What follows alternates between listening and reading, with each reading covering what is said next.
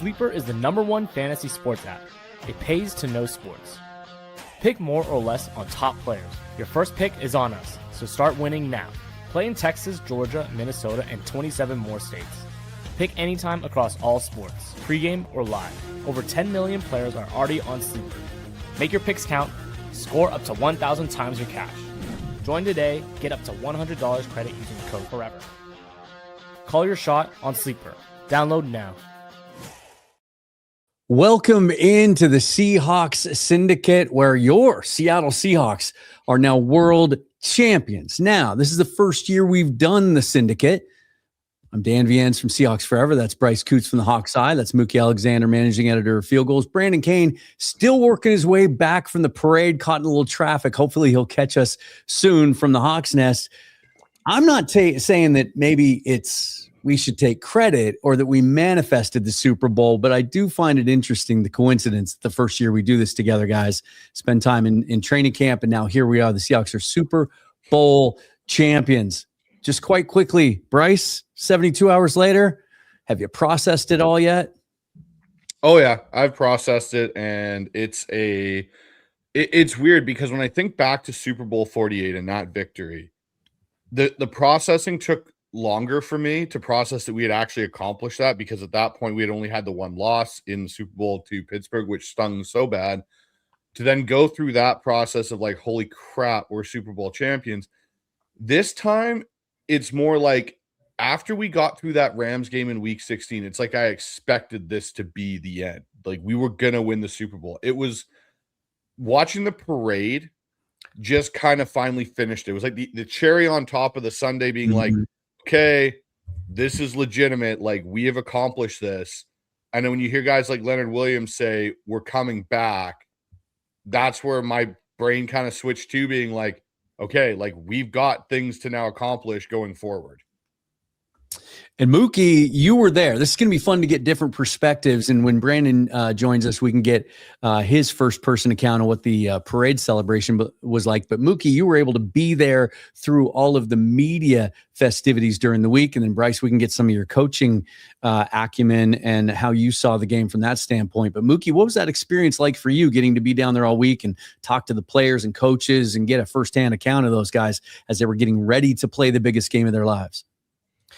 Yeah, I got to be there as media credentialed to do everything but the game itself. And that wasn't the plan to not be at the game, but it's just the NFL can only issue out so many game day credentials. And there were a lot of people who wanted game day credentials. And that's not exactly one of the largest stadiums in the NFL. So it was a space reason.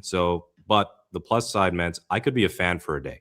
I could be a fan for the game itself, as opposed to having to maintain my professionalism as I did for the media availability stuff, because it would have been very, very difficult to not cheer my ass off in the press box. It's a cardinal sin in journalism. I would have had to be restrained as far as the fourth quarter in itself, with the Barnett touchdown, the Nwosu pick six, all that. But being there in the San Francisco Bay Area, you felt that it was a Seahawks takeover. It was San Friatle, if you will, with how many Seahawks fans were there. And not always from people from Seattle. I mean, you have people from Idaho, from Alaska. I met somebody from Orlando who now lives in the Bay Area. So you have Seahawks from all over the country, and I'm sure all around the world, who descended upon this great part of Northern California to kind of watch a coronation, I guess you could say. Pretty much everybody was pretty confident that the Seahawks would win. And yeah, the Rams game really was the Super Bowl. It was the Super Bowl. It's easy to look at it in hindsight for the Niners game in 2013, but like the Broncos were the #1 score. They were a record-setting offense. They had a tough schedule. They knocked out Brady. That was still a great team, but this team, the Patriots, a step down from the Rams, and there was no way around it. It was just a matter of if the Seahawks didn't mess around, then they would be able to win. And that's exactly what happened. They might have been able to win a little bit more if the offense was humming better, but they still they led from start to finish. What more could you ask for in a Super Bowl? That's the second time they've done that, where they have led pretty much from the jump and never really let up. So yeah, the players themselves, they all looked. What was the motto? What was the mantra? Loose but focused. Focus. Yeah. Yeah. Loose but focused. That was exactly the vibe I got being in the big media room on Wednesday and Thursday, talking to the players and just observing how they're interacting with each other. The coaches, same thing. It was one of those things where no, they weren't going to screw around. They were absolutely committed to winning, but they were also shadow boxing, as I'm sure many of you have probably seen in other people's videos. The confidence can also be clearly seen just if you've watched the mic'd up segment for the game itself. Like they were very much all business when it came down to the final 60 minutes. But I'd say that for the Seahawks and this entire week, it kind of typifies the Mike McDonald era, or at least this season, where this is not a rigid, regimented program. There is some fun allowed. I mean, it's not like it's Pete where we know how he was as a coach, and it worked out that way. This is the McDonald way, and it works just as well. And I can see it working for a long time.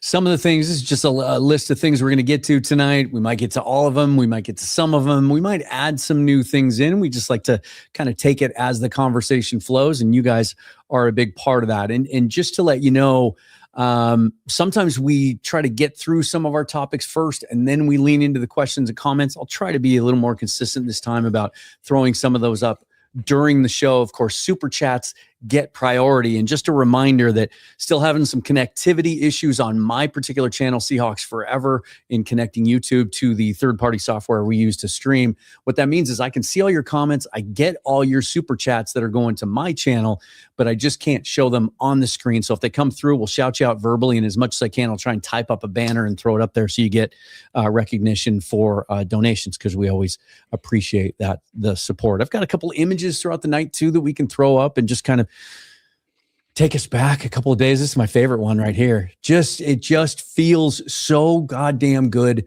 to say, right? Like we've been on this journey together, all of us, going all the way back to training camp. And then all of us as, writers and creators, we're constantly analyzing it.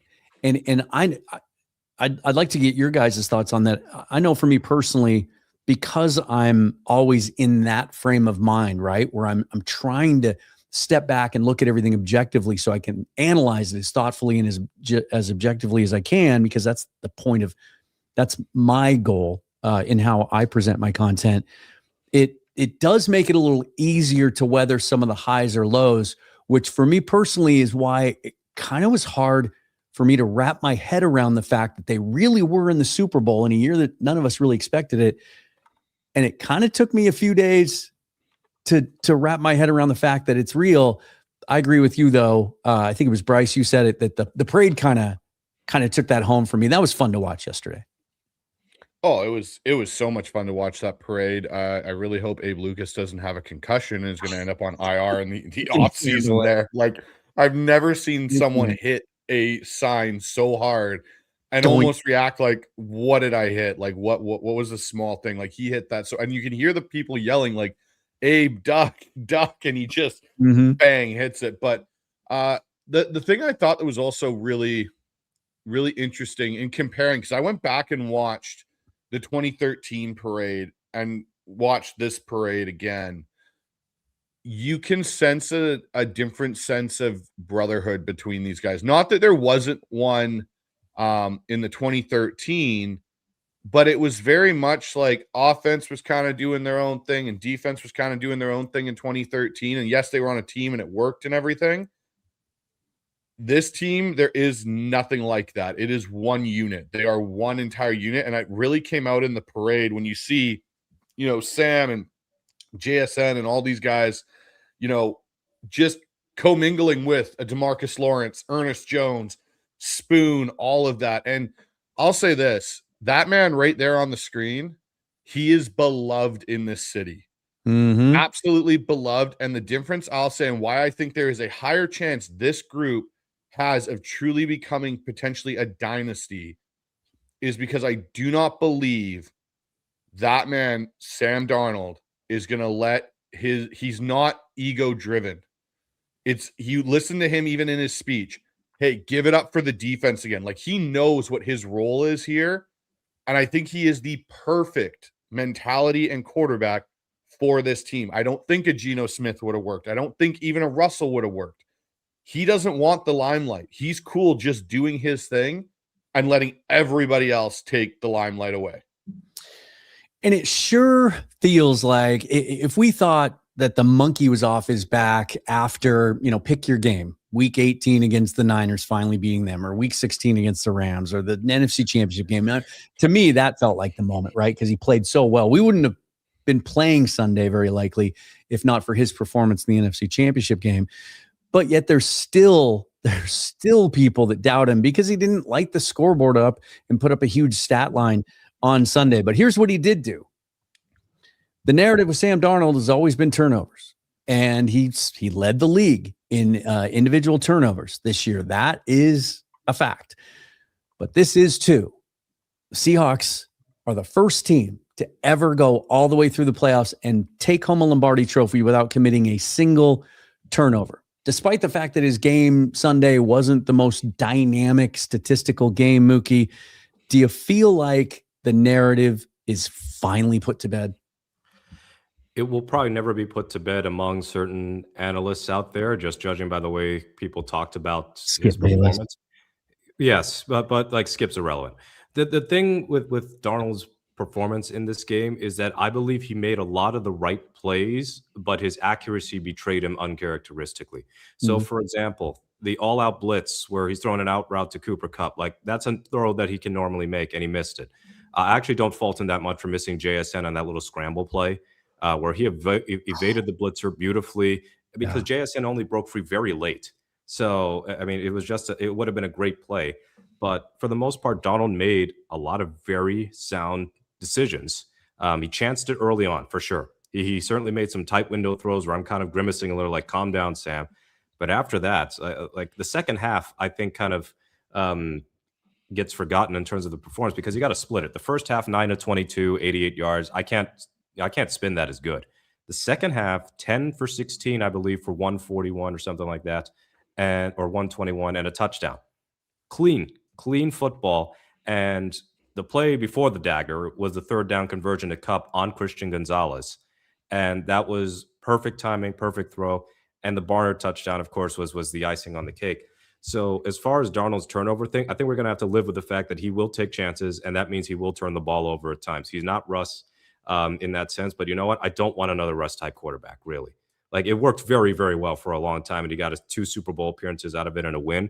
But Russ sometimes had a very unreasonable definition of what an open receiver looks like, and sometimes he would destroy the integrity of the play because he won't pull the trigger on what he thinks is not open, but for most of their top NFL quarterbacks is open. So with Darnold, I think that he played within himself. He also did a masterclass in sack avoidance because the fact that he escaped that game with 50-some-odd% blitz rate with only 1 sack taken is a testament to how well Darnold can avoid sacks. His pressure to sack ratio this year was among the best in the league, meaning when he was getting pressured, it wasn't an automatic sack. Like he might not have been scrambling for a lot of yards, but he certainly was. He had the one big one. He had the one big run for first down. Juked out, I think it was Tavai for first down. In fact, I want to see him run more next year. He escaped Milton Williams in the backfield on that one. Yeah, like he got out from underneath that, which is in its own right pretty impressive. Yeah, Milton Williams had a hell of a game, and Sam Darnold made it moot. And when you consider that Patrick Mahomes was having a hard time escaping that, the Eagles defense that had Milton Williams last year, I mean, that's just some perspective in terms of what Milton is able to do on 2 teams now. But the no turnovers thing was big. Seattle went the last 4 games without turning it over. For a team that was extremely turnover prone, it wasn't just Darnold. Look how many receivers and other players lost fumbles this year. So, and of course, Cooper Kupp throwing the interception that determined that we were never going to see that play again. But that's kind of the common theme for every Super Bowl champion that has had a negative turnover differential in the regular season is they stop turning it over in the playoffs. It's a sample size thing. You just have to be clean for three games or 4 games. And only the 1970 Colts have had a negative turnover differential the regular season and then had some sloppy performance where they turned it over 7 times in the Super Bowl against the Cowboys and won in one of the worst games ever played. So for the Seahawks to pitch a perfecto, nobody can beat the Seahawks when they're turnover free.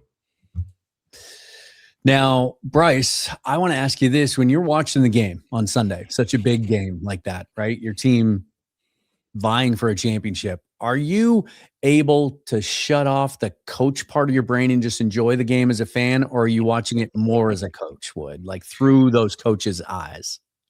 So the way that I'll say what I've been able to do, the longer that I've been a fan, the more I got into what we do now as a podcast, content creation, is I'll watch the play initially as a fan.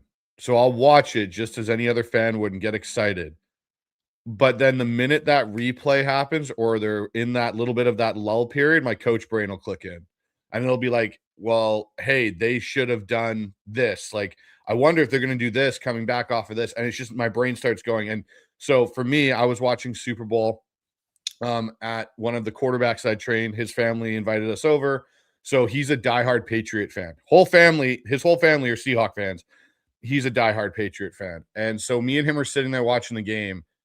And it was hilarious because my wife came up and tapped me, Anna, and she goes, do you realize you two are doing the exact same thing, sitting on two opposite ends of the couch? And so he's sitting there as a quarterback that I work with. His brain's going through it and mine's going through it. And it's just, it was a moment of like kind of cool clarity for me on like, I can be a fan, but I can also do this other thing where I'm still the coach brain and it's still working. So like I used moments in the Super Bowl to actually coach my quarterback where I'm like, hey, see, he missed his pre-snap identification of the free hitter of Eamon Worry, and this caused the protection to be an issue, which is something for me I realized, and I listened to Nate Tice talk about it on his podcast.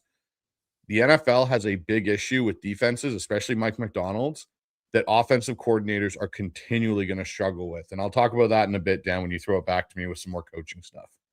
Yeah, we'll get around to that for sure. Got a super chat from my side. Can't show the actual comment on there, but just wanted to shout out Owl734 for the $10 donation. Appreciate that. He says, I saw some whining on social media from Pats fans claiming that Sam did not shake Drake May's hand after the game was over. People just looking to hate Darnold just to hate Sam is all class. I've seen some other comments in response to this that there's some video of May looking for Darnold but couldn't find him.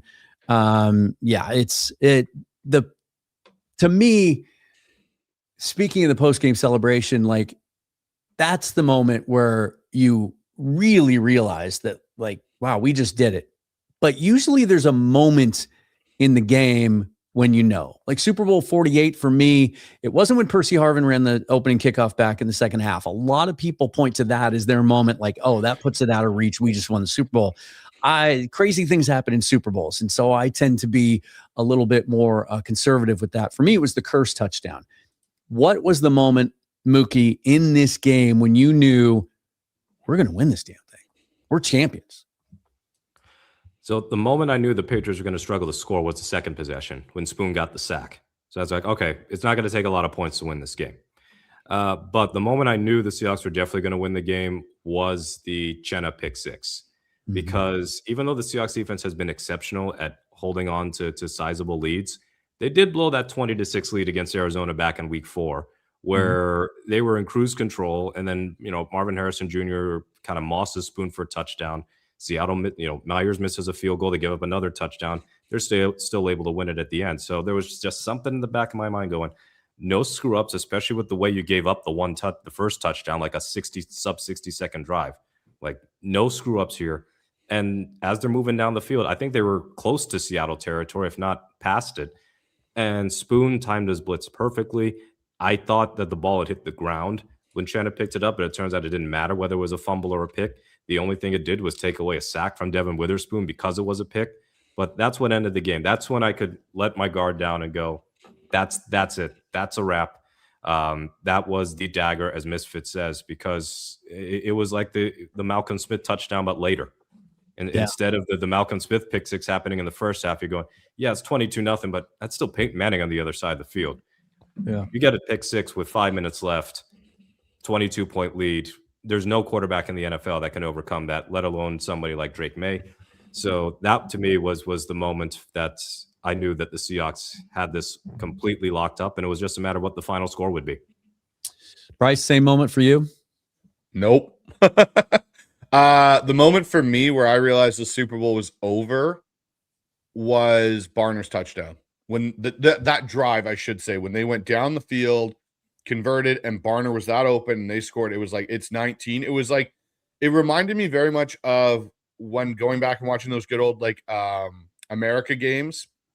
And I remember watching Ray Lewis talk about the 2000 Baltimore defense, where they were like, get 10 points and we're not letting them get more. They will, like, that's our threshold as a defense. 10 points is what we're giving up. And so when I watched Barner score and we went up 19, I was like, this game's over. Drake May is not coming back. He was rattled. You could see it in his feet. You could see it in everything. They didn't have an answer for what Mike was doing with how he was busting their protection plans. Didn't matter what they wanted to do. They were going to be wrong.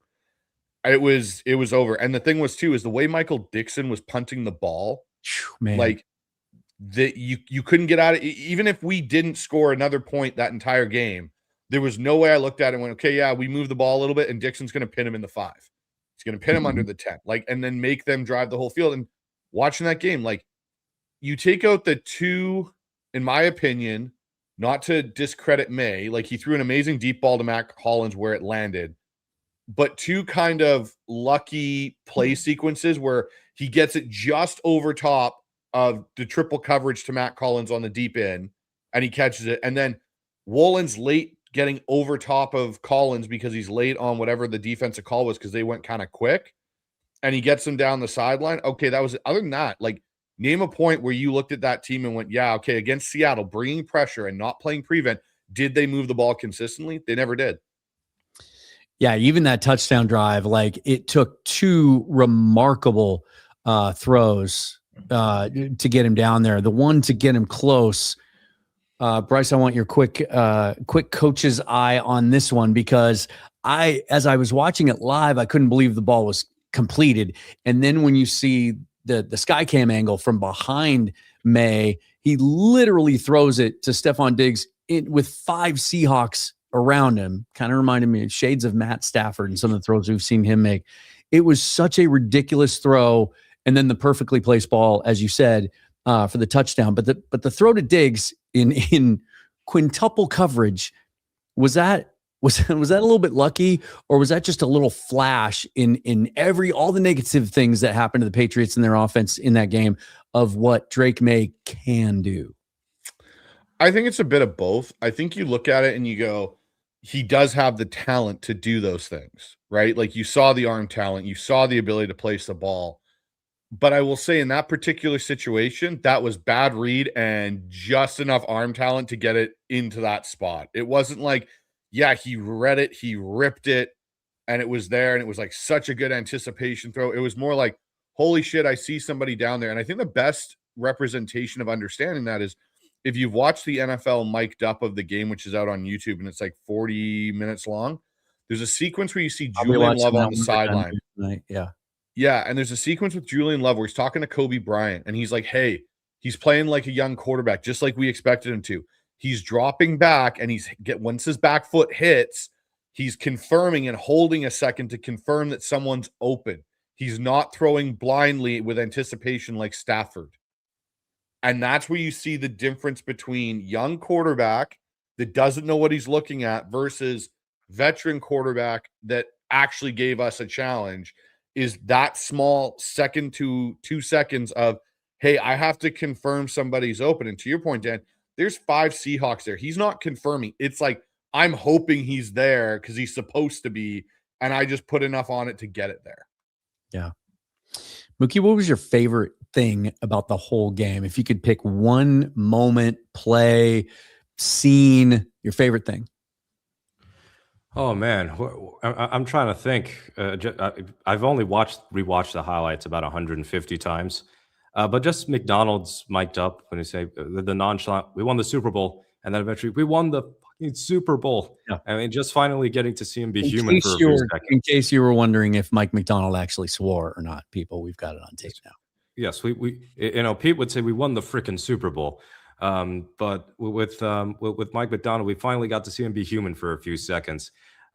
Just to see him, he's shown like more personality over the last 2 weeks. It feels like with the general public than he has really through his first season and the other 2 seasons combined as Seahawks head coach. So this is like the ultimate coming out of his shell, I guess you could say. He's growing more comfortable in this role, and it's certainly easier to grow more comfortable when you end up winning a Super Bowl. Actually, you know what? The favorite part of the parade for me was when Steve Rabel introduced McDonald as somebody who should have won Coach of the Year. And you end up with McDonald just holding this Lombardi trophy going, I'll take this trophy. I guess I'll take this trophy instead. I mean, you couldn't have scripted that any better, that the opposite side of the field had the Coach of the Year and the assistant Coach of the Year. Meanwhile, the Seahawks side had somebody who wasn't even the runner-up to Coach of the Year. He fell behind Liam Cohen, and Clint Kubiak was 4th. And they just put a clinic. Well, Kubiak, I think, kind of played to a stalemate with the Patriots defensive coordinator. But Mike McDonald destroyed McDaniels and Mike Vrabel all in one. He gave him a 2-for-1 deal. And, you know, I don't care if McDonald never wins Coach of the Year at this point if he keeps racking up Lombardi trophies. Yeah, we'll take that trade. I want to talk about McDaniels for a little bit because, I mean, I sang his praises all week last week leading up to it, talked about it on our show last week. He wins Assistant Coach of the Year. The guy's been so good for so long. He's got all those rings. He's gotten 2 head coaching jobs out of it. He's taken a lot of heat since that game for not giving Drake May enough answers, not giving him enough safety nets, having a bad plan. Bryce, is that what you saw? Because there's people out there, and we know who they are and where they're coming from. They're not from the Seahawks side, that are trying to say this wasn't great defense. Stop it with that. This was bad offense. What was your take on Josh McDaniels' approach and his game plan? It's the tale of Josh McDaniels as a offensive coordinator in Super Bowls. And you go back and you look at when they've played the Giants and some of these other teams and lost Super Bowls, New England against the Philadelphia Eagles. He doesn't have an answer. At least he hasn't shown one. Maybe he does, but he hasn't shown the ability to have an answer when a team can get penetration and pressure with 4. Didn't matter if you had Tom Brady at quarterback. His offense does not build in good checkdowns. And a prime example of that is Witherspoon's first blitz in this game, where he flushes May out to the right side and he throws it away, but he basically almost gave up a sack. You can see Stephon Diggs point at Witherspoon going, he's coming, after they had already made their checks as an offense. And instead of having it built into the receiver's role, hey, you see blitz, you just go and sit in that window, and May knows he's got it hot. What does Diggs do? He runs a 9 route. He takes off and runs vertical. He's never going to get on the ball. And if you look at even the swing passes that he would check down to, it wasn't like, hey, here's the designed outlet. Like, we want you to get this guy the ball to kind of stop the blitz and the pressure and all those things. It was like, holy shit, how do I just get the ball out of my hand to somebody in an area? And so absolutely, this is about a defense that completely dominated, but it's about an offensive coordinator, in my opinion, that has a distinct gap in his game planning and in his offensive scheme of what do I do when it's not easy to figure out where the pressure's coming from, 1, and how to attack it is 2. And he doesn't have that. When you can bring 4, simulate 6, bring 4, don't know which 4 is coming, where's your easy beaters? And when you look at Sean McVay, he had figured that out. Okay, these are, because you look at Stafford's number, all 3 games he played us, especially the last 2, he ripped us apart. And yes, we got key stops when we needed to, but especially when you're having a younger quarterback in there, Dan, that is when you need to help him. You as an offensive coach that's been there this long and seen this, you should have, concept beaters in there for this, and he had none. And it killed Drake May. A couple more super chats come in. Another one for Ol734 reiterates what we talked about earlier. His favorite moment was the Sam Darnold run in the juke. Kind of looked like he was pointing at a blocker, right? Like he was doing that. He was going to weave his way to the end zone. And then Misfit 13 Actual with the $20 super chat. Really appreciate it. He says, this team is special. No divas, no egos. Respect, dedication to one another. They talked about the 12s like we're on the team. My 14-year-old daughter and I are so attached to this team. We definitely cried when we won. 12 is 1 LFG. And that leads perfectly into another question that I wanted to ask you guys. And I'll start with you, Mookie. What did this win for the Seahawks, getting this second Lombardi in this championship, mean for you personally? Well, it was special because I got to cover the team I love so much in person for the very first time in my hometown because I'm a San Francisco Bay Area native. Hadn't been back in 25 years. And of all the weeks, of all the times for me to go, it's to the Super Bowl that the Seahawks are playing in. And I guess it would have been extra special if I had gone to the game, whether as a fan or journalist or whatever. But even at the watch party, there were still enough Seahawks fans where you could at least still celebrate with them. We were kind of in pre-celebration mode at the Seahawks bar in San Francisco. Danny Coyle is the only Seahawks bar in San Francisco, and that place was jam-packed 2.5 hours before kickoff. I mean, the anticipation was just special. So to be a part of something like that is an experience I'll never forget. And also just, I've had a major family health emergency with my dad right before the season started. I know, Dan, you losing your dad recently, and just looking at some of the players, like Drew Lock lost his dad before the season started. Ernest Jones lost his during the season, I believe. So it tugs at you more emotionally. So I hugged my dad as soon as we won the NFC Championship game because I knew I was going to go to the Super Bowl. And I didn't call him straight after the game because I still had stuff to do. But when I called him from my hotel after the game ended and after I was done recording with Bryce, actually it was before I started recording with Bryce, he said immediately, told you. He said blowout before kickoff. Nice. And this was, to me, for me personally, it hit me harder given everything that I've been through personally, and also just being back in my hometown, which I still love even all these years later, more so than the first Super Bowl. Like the first Super Bowl, I'll never forget because it's the first time being in Seattle, in the Seattle area, when they made the Super Bowl was also special. But this one, 50th season, everything, that I went through, and also just looking at the team and the whole makeup and the expectations, this is one of the most special teams that I've ever had the privilege of covering or following or rooting for. We're going to get more into that in a little bit. Bryce, what about you? It's an interesting one. Like for me, I guess, like finally watching them win it and the emotion of it coming through in that initial moment for me, like I know you guys have gone through a lot and this team's gone through a lot this year.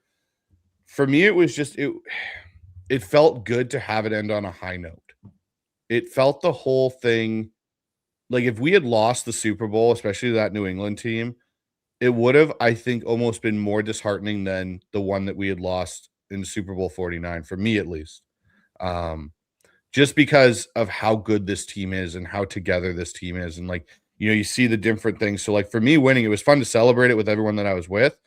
However, my wife doesn't care. She's a Raiders fan. So she basically, the whole comment through the entire day was, okay, I'm just here as a footballman. She literally had a shirt that's got a NFL shield on it that says, my team's not in it, I don't care.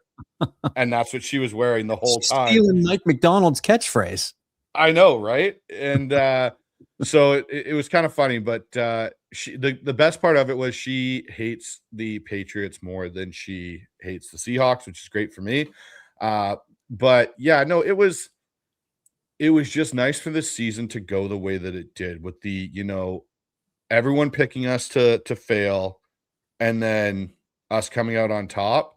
It's going to make next season, or this coming season, very interesting, because how does this team, in my opinion, handle the high? That's going to be the cool thing.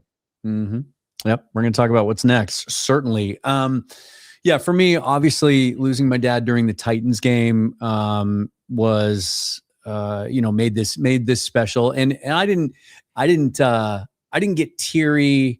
I didn't break down like I did during the first Super Bowl win, because like you said, Mookie, like there's nothing quite like the first time. Right. And when Curse scored his touchdown, that's when the waterworks started for me in that one. For this one, it wasn't until after the game, watching the celebration and everything, and then thinking about how I wish I could call my dad and share it with him and all of that. But also it was that, it was almost a year ago to the day now that I, took a big leap and walked away from my longtime career to do this full time. And it hasn't always been easy. And there's been a lot of stress and anxiety and sleepless nights, but to cover a Super Bowl winning team the first year doing this full time, not having to, when there's breaking news and big stories and things like that, not having to like wait until the next day to react to it and stuff like that. That was pretty cool. That was pretty special indeed.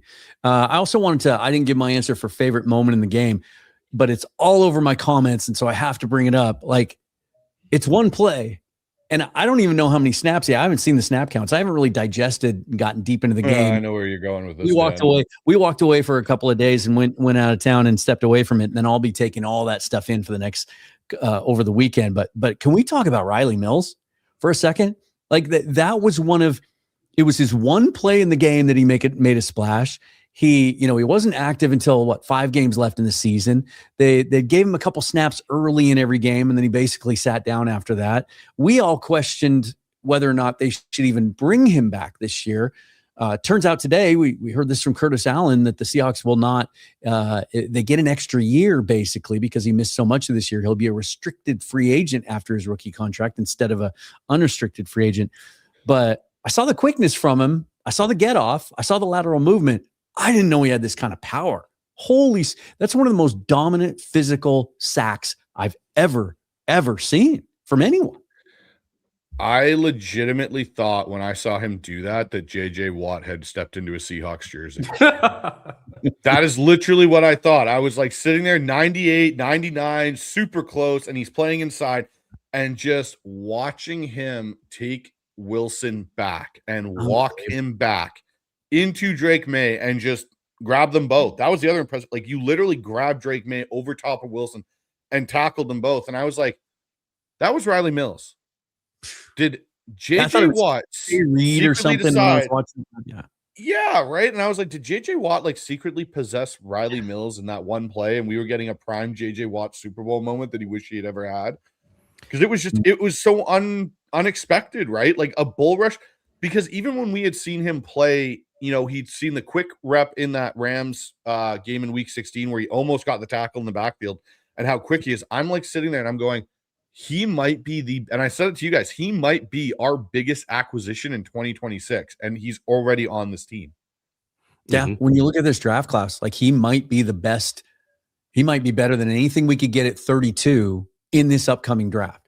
It's almost like they took a pick a year early. He played 5 snaps. That was it. Riley Mills played 5 snaps on defense, and he got a sack, and he was on the field for the first Byron Murphy sack. So 40% of the snaps that he played on defense ended in a sack of Drake May.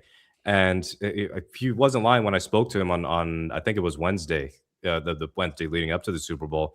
He said, I asked him, what's your top strength when you're at 100%? He said, just going straight through a guy and running over someone. That was so good. And that's exactly how the sack went. So, I mean, that was perfect. And for him, and I mentioned this to Bryce on Sunday, imagine missing out on the national championship game during Notre Dame's playoff run because you tore your ACL in the first round or quarterfinals, whatever it is. And now you spend most of your rookie season having to heal from that injury. But this time around, you're ready to play, and you do play in the big game, and you do get a sack. You do make an impact play, and then you're on the winning end. So he went from not being able to be there, Notre Dame loses the national championship game, to being there in the final moments of the season and winning a Super Bowl as a rookie. So I'm stoked for Riley Mills. I'm very curious to see what happens next offseason because he already said he can't wait to have a full offseason healthy in Mike McDonald's defense and learning under Ad Dirty and learning from his teammates, all that good stuff. And so I mean, this defensive line can get even better next year. Yeah, the remarkable thing about it is I thought they talked about him. I thought McDonald even mentioned it in training camp that they kind of saw him as a big end. He looks like he's an interior guy to me. He looks like he can play on all fours next to Byron Murphy, and that's pretty exciting. A couple more super chats from my side to get to. Another one from Ol 734 says, in my opinion, this team will be able to handle the high of being successful because of the demeanor and attitude of their QB, who gets neither high or low. Hold that thought because we're going to get into kind of how we think this team's going to handle this win here in a minute. And then another big one from Misfit with the $20 donation. And this is for all of us, you guys. He says, also wanted to tell you boys, thank you for taking the time out of your busy days to put out quality material for us. You guys went through hard times and stayed in the trenches for us. Thank you. We really appreciate it. Look, I enjoy doing this even when they lose, but man, it's a lot more fun when they're winning championships. It's a lot more fun. Let's talk about this now, because all the focus, we're already seeing stuff. In fact, here I've got this. Let me throw this up here. Like, we're seeing, the future power rankings and things like that. We're seeing the Vegas odds. Colin Cowherd has already done his top 10 teams for next year, and he's got the Seahawks at number 1. There's the Super Bowl hangover, which is well documented, and typically it tends to impact the losing team more. We've seen that over time, but sometimes teams that are young that win a Super Bowl, and you look ahead and you think, man, look at that. Look at the core pieces. Look at the salary cap situation. Everything looks good. We might be looking at a potential dynasty here, and then things go wrong. Guys want to get paid. And I'm not talking about injuries. You can't really plan for that. You never know when that's going to happen. But jealousy starts to happen. Guys want more of the spotlight. They don't want to be team players anymore. I don't think I have to guess what your guys' answers are going to be here. But, like, Mookie, do you think this team's wired to win multiple Super Bowls? At least wired to get to multiple Super Bowls. So that means meaning next year, as soon as next year for sure. It's hard to project dynasties in today's NFL because of the salary cap situation, because of free agency, and yes, because of injuries. I mean, how many teams have seen would-be dynasties derail because of injuries? Not the least of which would include the previous Seahawks Super Bowl winning team and the what could have been, with Cam not tearing his MCL before the Super Bowl, or what's his name, Jeremy Lane fracturing his arm and tearing his ACL on the same play on the interception, or Cliff Averill getting concussed within the same game, or Paul Richardson getting injured in the divisional round, which meant we were severely undermanned at receiver. Maybe the Chris Matthews game never happens if Richardson plays, but Richardson was really starting to get going in Seattle's offense. Zach Miller getting hurt early on in the year meant that they ended up having to rely on Luke Wilson and a lot of off the street guys at tight end. So all of those things considered, if I take away injuries and the obvious, injury luck does matter, and Seattle, I think, was a lot more fortunate than many other teams when it comes to the health. Certainly more fortunate than the 49ers, for example. I think that McDonald knows how to run a tight ship and not let everybody get all big-headed about it. You still got so many veterans on this team who are going to be leaders in the locker room and make sure that there is no hangover. I don't think McDonald's going to tolerate let up from players, especially players who figured to be on this team for a long time. So the salary cap situation is favorable for the Seahawks. I mean, 70 some odd million in cap space, and I know that they're going to be extending guys soon. There'll be free agents we'll talk about in due time. But this setup for the Seahawks is much different than the Legion of Boom Super Bowl team, because we don't have a quarterback on a rookie contract. But what is interesting is this is probably the first mid-level quarterback contract to win a Super Bowl in Sam's. 30-something million a year at a time when guys are getting as much as 60 million. I'm kind of hoping that this sparks a new era of middle-class quarterback, whether it's him or whether it's Baker Mayfield. It doesn't have to be guy on rookie contract or highest paid quarterback in the league. If you can get good quarterback play out of a guy like Sam Darnold, who's playing above his contract right now or at or above, and the rest of the team can be built around in a cost-effective way, you're set up for success. And this coaching staff, this management with John Schneider, everything is in place for the Seahawks to at least be contenders perennially. Bryce, if the Seahawks fail to make it back to the Super Bowl next year, why will that be? If they fail to make it back, it'll be, in my opinion, due to injuries.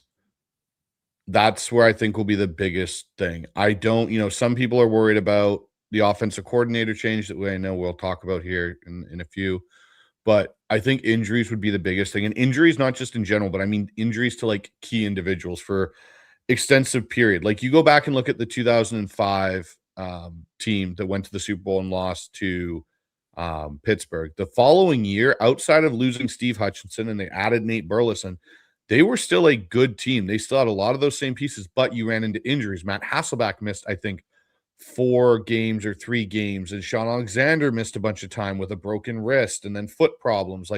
There was a bunch of things that kind of derailed that team, and they still made the playoffs, but they never were able to really get their rhythm. of where they should be after. Because if you remember coming out of that, I remember listening to, John Madden and, all the other kind of figureheads in media at that time saying like this Seattle team should go back to the Super Bowl. Like, there were Steve Rabel, even at the end of that Super Bowl loss, goes, this team is young. Like, they'll be back. And that team was never able to really get back because you ran into injuries, you ran into bad contracts and aging players. This Seahawks team doesn't necessarily have some of those issues, but injuries could be a factor. And we saw some injuries this year with players, Julian Love, Devin Witherspoon. They were able to survive, but you may not have a Reek Woolen to help ease that. You may not have a Kobe Bryant to help ease that this time around. So that's where, for me, next year, if they don't get back, I think it's more to do with injuries than anything else. Guys, we got, let's see, we got some breaking news here. We've got something pretty exciting to talk about. A little heart music, maybe. We'll go with that. Welcome to the chat. If the tech will work, if I can get him in here. Oh, I know. Hold on. I got this, you guys. No? Here we go. Hold on. God damn. Oh my goodness. We've Hang created on, just trying to find the right god dang template. I don't understand why this isn't working. Dan created a bullseye on his face, and it's a Seahawks. Come on, StreamYard. For God's sake, how do I get all four guys in here? I don't have to. Doesn't it happen automatically? I don't know. I guess we'll do it this way. Hey, Locksnest. There he is. How's it going, boys? Fresh out of Southern California traffic, trains, planes, and automobiles. You get to bring us a unique perspective. I can't wait to hear about your experience at the parade.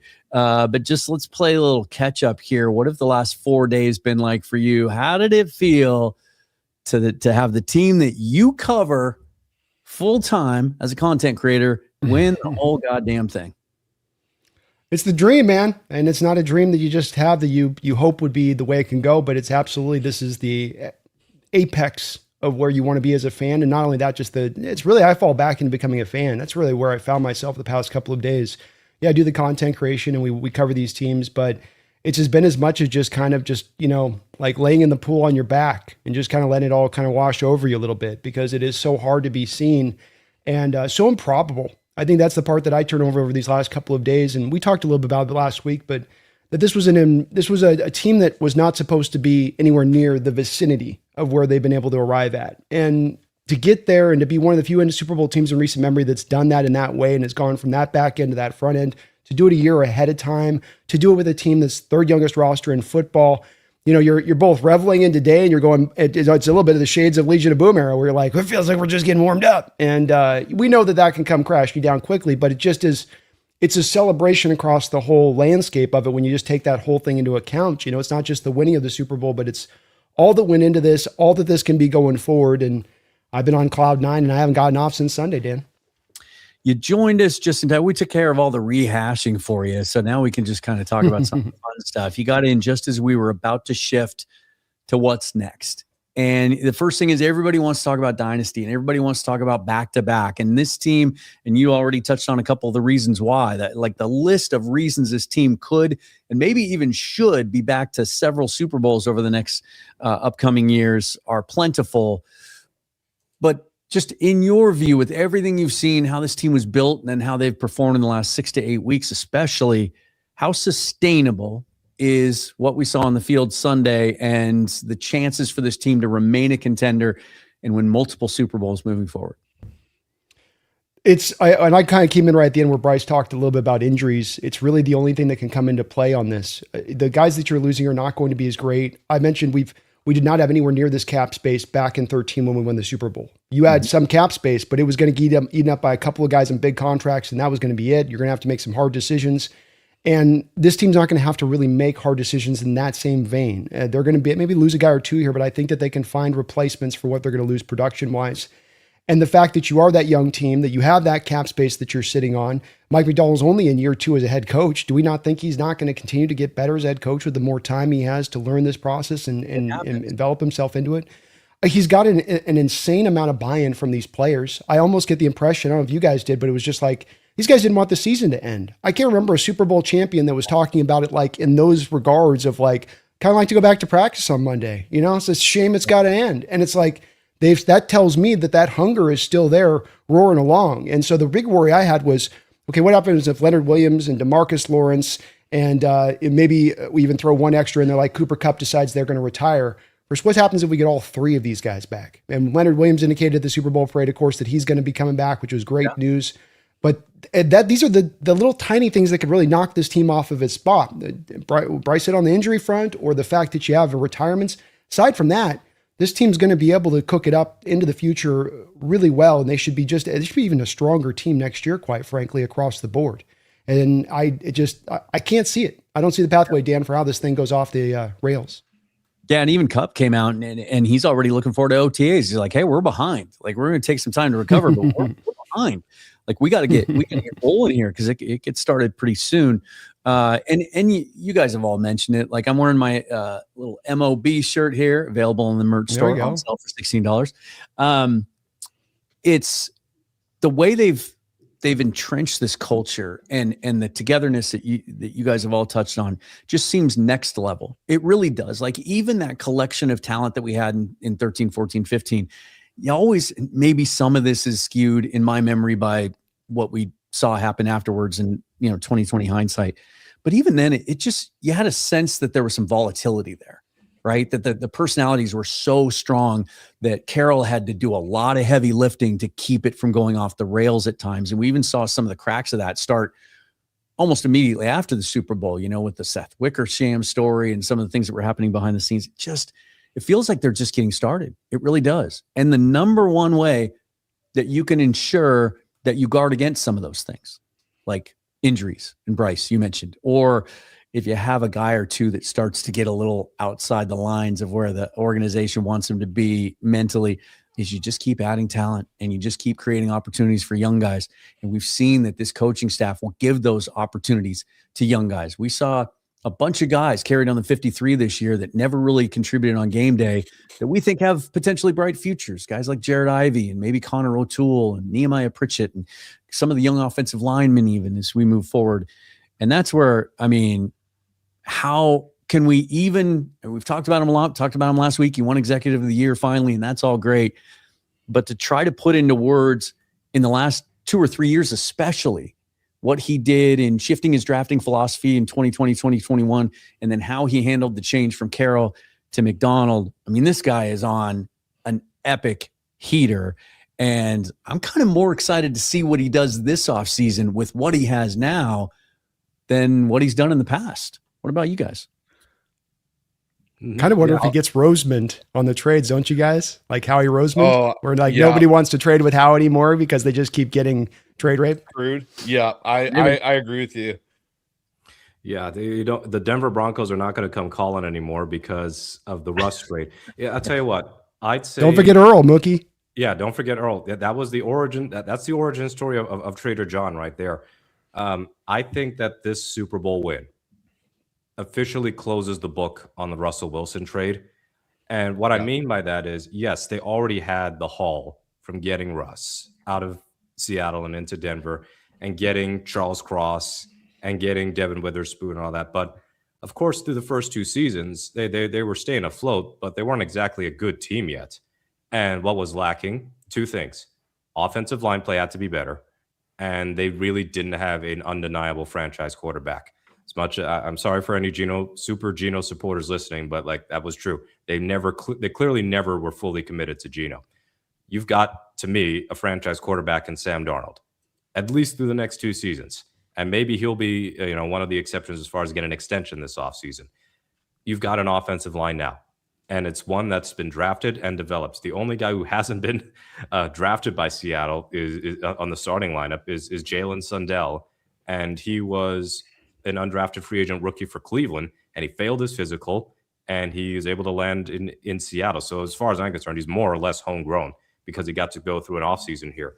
So you've got your guys, and Gray Zabel ended up being a transformational pick for this team. Mm-hmm. Laken Tomlinson, Luke Jokel, those types of patchwork one-year deals that I was pretty tired of doing, those days should earnestly be gone. Josh Jones being a 2-year, or whatever contract he's on a 1-year deal, that to me is a good use of capital to shore up your offensive line, having good depth there. And Josh Jones played really well in Charles Cross's absence. But as we've seen with Philadelphia and many other teams, if you're going to build a great offensive line, the bulk of it has to come through your draft classes. And he got it with Cross and Lucas, but it was that interior that was a thing. And we'll talk about Anthony Bradford some other time. I'm not really interested in debating Bradford's future in 2026, but getting Zabel meant that you have minimum 3 pieces on this offensive line, all under contract for multiple years, where you are comfortable with them and you are comfortable that they're going to perform for the most part at an above average level. That is way better than what we've seen in years past. So Schneider closed the book on the Wilson trade once and for all by shoring up the other pieces that needed to take this team over the top. Yeah, and if anyone still wants to argue that we didn't win the Russell Wilson trade, I don't know what to tell you. We're going to talk about free agency in a minute. I know everybody wants to get into our thoughts on that, but this is really how he built the foundation of this team. And a lot of it was with those extra picks that he got in the Russell Wilson trade. You just see pick after pick after pick nailed, especially the first round picks. You got to hit on your first round picks. And then if you can find a couple of gems later on too, that's when you really start to put something together. But I want to go back to that 23 draft because this was not a slam dunk in the eyes of a lot of people, right? They go Devin Witherspoon at 5. Some people were livid that we took a slot corner, right? A nickel guy at 5 and took him ahead of Jalen Carter. Even JSN at 20. Guy didn't play his last year in college. Is he injury prone? Is he only a slot guy? Is 20 a little too high for them? I mean, you'd be hard pressed to go back in time and find a franchise that nailed 2 first-round picks any better than this one. Maybe the Seahawks when they took Hutchinson and Alexander in the same draft. Maybe. Mm-hmm. And I'm sure there's some others. But Brandon, we'll let you get some extra time here for coming in late. Just what more can you say about his? We've talked about the shift and what happened, and John Schneider's been open about it and how differently he drafts and how he shrunk his board. But I don't know, put it into words for me, because he's almost not missed in the last 4 years. Yeah, well, I think it's one thing when you can hit on picks that everybody goes no brainer, right? If you had taken Jalen Carter in the moment, everyone would go like, no brainer, you're taking him there, right? Mm-hmm. And that you get picks right that everybody's kind of like, I mean, yeah, okay, maybe. And that's a little bit at the front of this, is that he's made picks that are great picks that aren't just easy to see. The other part of this, just to come a little bit back around to that dynasty part, what is it that allowed the Cowboys to get to their dynasty? What was the big centerpiece of allowing them? It wasn't Troy Aikman. It wasn't Jimmy Johnson. It was the Herschel Walker trade that started the whole thing off. Yep. So when you talk about dynasties and why, there's all these teams right now talking about how they can replicate what Seattle's done. And how Caleb Downs, can he be our Nicky Minwari? And you see it out there on Twitter already, and it's breaking down. Yeah, you can't get the package of picks we got. You can't replicate that. Charles Cross is a franchise left tackle that you got with a freebie pick. Kenneth Walker probably will remain here at 25 years old, heading into his prime as a difference maker at the running back position. And you layer that over the top of making these great picks like you just mentioned with Witherspoon or JSN or what you've done through the other parts of the round.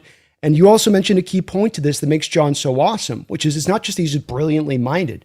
It's that he knows his stuff doesn't stink, and that there's places that he's got to correct it himself when they go wrong. And he recognized in the late 2010s, I got to change my process here. This is a broken one. Mookie talked a lot about both the free agents they were spending on and how they were drafting offensive linemen, or the lack of drafting offensive linemen, especially early. And they really flipped the script as far as their strategy at that point and said, okay, we're going to do this a little bit differently now. We got to correct where we've gone wrong. And that's where I think a lot of general managers have an ego involved that sometimes won't allow them to do that and be as willing to be as fluid in how they bounce around. But he is absolutely on a heater. He's absolutely right now in the pocket. He's got a lot of money to sit on. He's going to have to get the next kind of obstacle to clear is really, how do you fit all these contracts in there?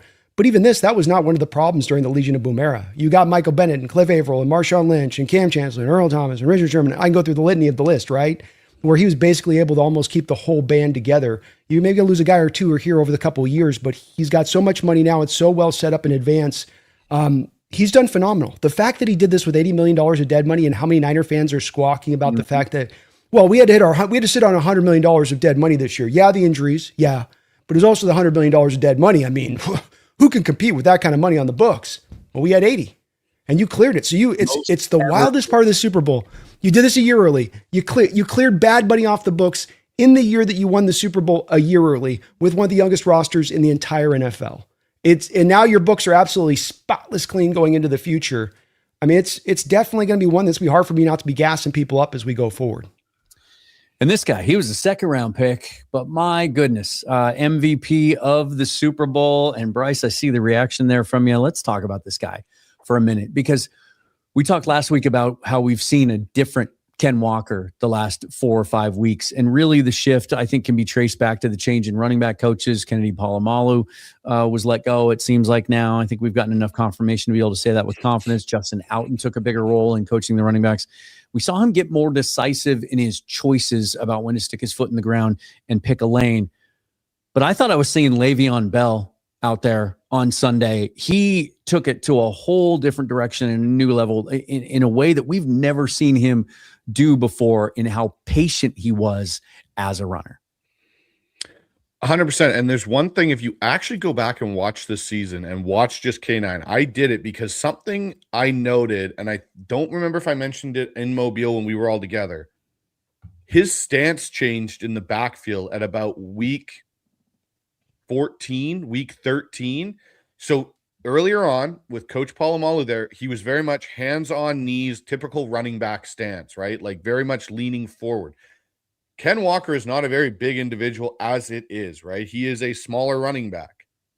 All of a sudden, if you watch over the back half of the season here where he had the most success and Outen took over, he started standing up like Ashton Genty did at Boise State. And he did it all Super Bowl. He did it all playoffs and everything. And what I think it allowed Kenneth Walker to do was actually be able to see the flow of the defense better rather than running in and just being like, yeah, I got to go. And then trying to stand up. You can't see anything. He was able to be much more patient with what he was doing. To your point, Dan, the Le'Veon Bell-esqueness in the Super Bowl. But you saw a guy that was like, okay, if I'm going to take 3 yards, I'm going to take 2 yards. And then all of a sudden, I'm going to set them up where they think that they've got me bottlenecked, and I'm going to let my blocks develop. And then bang, because he's got such quick explosion, he can scoot his way through a hole. And there was the one where I think he took it and Sundell had a block and Bradford had a block. And he basically just waited, and then a crease opened and he shot through it for about 15 yards. That was cool. And I said it 2 weeks leading into that Super Bowl. I said he's going to be the Super Bowl MVP. I figure he was going to get over 135 all total yards, all-purpose yards. I said he'd have a touchdown, which unfortunately on a very weak holding call got called back, which annoyed me a little bit. But that guy is, you saw what Brandon and me had been kind of preaching all year when everyone was like, oh, Ken, take away his touches, give it all to Charbonnet. It's like, that's what Charbonnet doesn't have. He doesn't have that quick twitch explosion like Ken Walker. And you got to see it on full display in the playoffs. And I'll give credit where credit's due. Their game plan for handling his health throughout the year allowed him to be also that effective towards the end of the season. Yeah, and I don't think we'll see that kind of load management again next year. I know, Bryce, you and I both have Greg Bell on our show, and he's talked about how that was still kind of some lingering effects from the high ankle sprain being a little more serious at the end of last year, and them just wanting to make sure that was fully behind him. Let's talk about a couple of big sort of issues that everybody is focused on right now. One is, how do you keep your vets? How do you keep your free agents, obviously restricted, exclusive rights, unrestricted, and then guys that need to be extended. Brandon, you touched on it a second ago, and let me just show this because this is interesting. We all know they have like $74 million in cap space right now. I think effective cap space is 68 or 69. Well, Over the Cap came out and did some of their stuff today, breaking down how much money each team in the league has available to them with quote unquote simple restructures, which is when you just take salary from a player and you convert it to bonus and you can clear some cap space. Now it adds dead money to the end of their deal. Sometimes you add void years to help spread that out. But this is a strategy and a technique the Seahawks have used for quite some time. John Schneider believes in it. Joey Lane believes in it, where they don't guarantee a lot of money into the second year. They stick to shorter term contracts. They structure the salary and bonus structure in such a way so they can do this. They budget for this. This is planned, these levers that they pull. And this is what this looks like now is the Seahawks are pretty much right in the middle of the pack, but they can clear another $57 million with simple restructures, which would put them at over 120, actually. So, Mookie, I'll ask you this. When fans start to freak out, and they're doing it already, we can't keep them all. We can't afford to keep them all. And certainly opposing fans like to throw that in our face. You guys are toast. You can't keep them all. With $120 million in cap space, they can keep them all, can't they? They can keep them all. They don't have to keep them all, nor should they keep them all. Right. There's certain players on who are impending free agents. Like Boye Mafe had a really good game to me in the Super Bowl. The totality of his performance this season leads me to believe that Seattle's going to let him walk in free agency. All right, that's fine. Not the end of the world. One fewer free agent that you have to sign or think about re-signing. But for the big names, I think we're focused on Reek and Rashid Shaheed. I think those are probably top two, and then Kenneth Walker. So that's your top three. Those are the three big names. Woolen, I think, might walk. And I think he's going to. I think he's going to. So, and it's just because... Walk or be allowed to walk. Yeah, and I have my concerns about that in terms of how Seattle can effectively replace Reek, because the moment that he does walk, you got a pretty undersized cornerback room. And certainly not as athletically fearsome as it is right now. But that's for another day. I think they have every reason to re-sign Rashid Shaheed. I know that he didn't put up the gaudy receiving numbers, but they were close. They were getting close in terms of just that timing, that chemistry. Just if Christian Gonzalez didn't play out of his mind in that game, then there's a chance that Shaheed could have had some bigger numbers, like that deep shot that Gonzalez was able to dive and knock away. Ken Walker, I'm not worried about re-signing him. Like, it's not like he's suddenly going to command Saquon Barkley money. He doesn't really have that track record of it. You pay him top 5-ish, 7-ish running back money. What are you looking at? 12, 15 million a year? I think James Cook is 12, Kyron Williams 11.5. Maybe you give him a bump over Cook. You give him 13, so it looks like that on its face anyway to reward him. But yeah, it's people are coming out and saying, oh, it's 15, 16, go 345. You don't need to break the bank that much. You don't need to blow up the market. Yeah, and again, just to reiterate, Seattle's unrestricted free agent list might be very noteworthy. It is not extensive. I'm listing them here from our own Field Goals article from John Gilbert. Kobe Bryant, whom I think is also going to walk, and like Ty Okada's emergence, I think kind of tips the scale as far as retaining him. Josh Jobe, and again, you don't want to let go of both. So I think at least one is going to resign. So Jobe, Woolen, Bryant, Shaheed, Mafe, Walker, Josh Jones, Derek Young, Chaz Surratt. I don't think anybody's going to lose sleep if Chaz Surratt doesn't resign. Derek Young, even if he does resign, cheap deal. So they got all this cap space, the potential to restructure for more. And you don't have that many people to keep under contract in unrestricted free agency. Even the restricted free agents, you've got Drake Thomas, Brady Russell, Chris Stoll, who's the long snapper, Cody White, Brandon Peely, Cody White. Cody White's listed there twice. Good going, John, and good going me for not editing that out.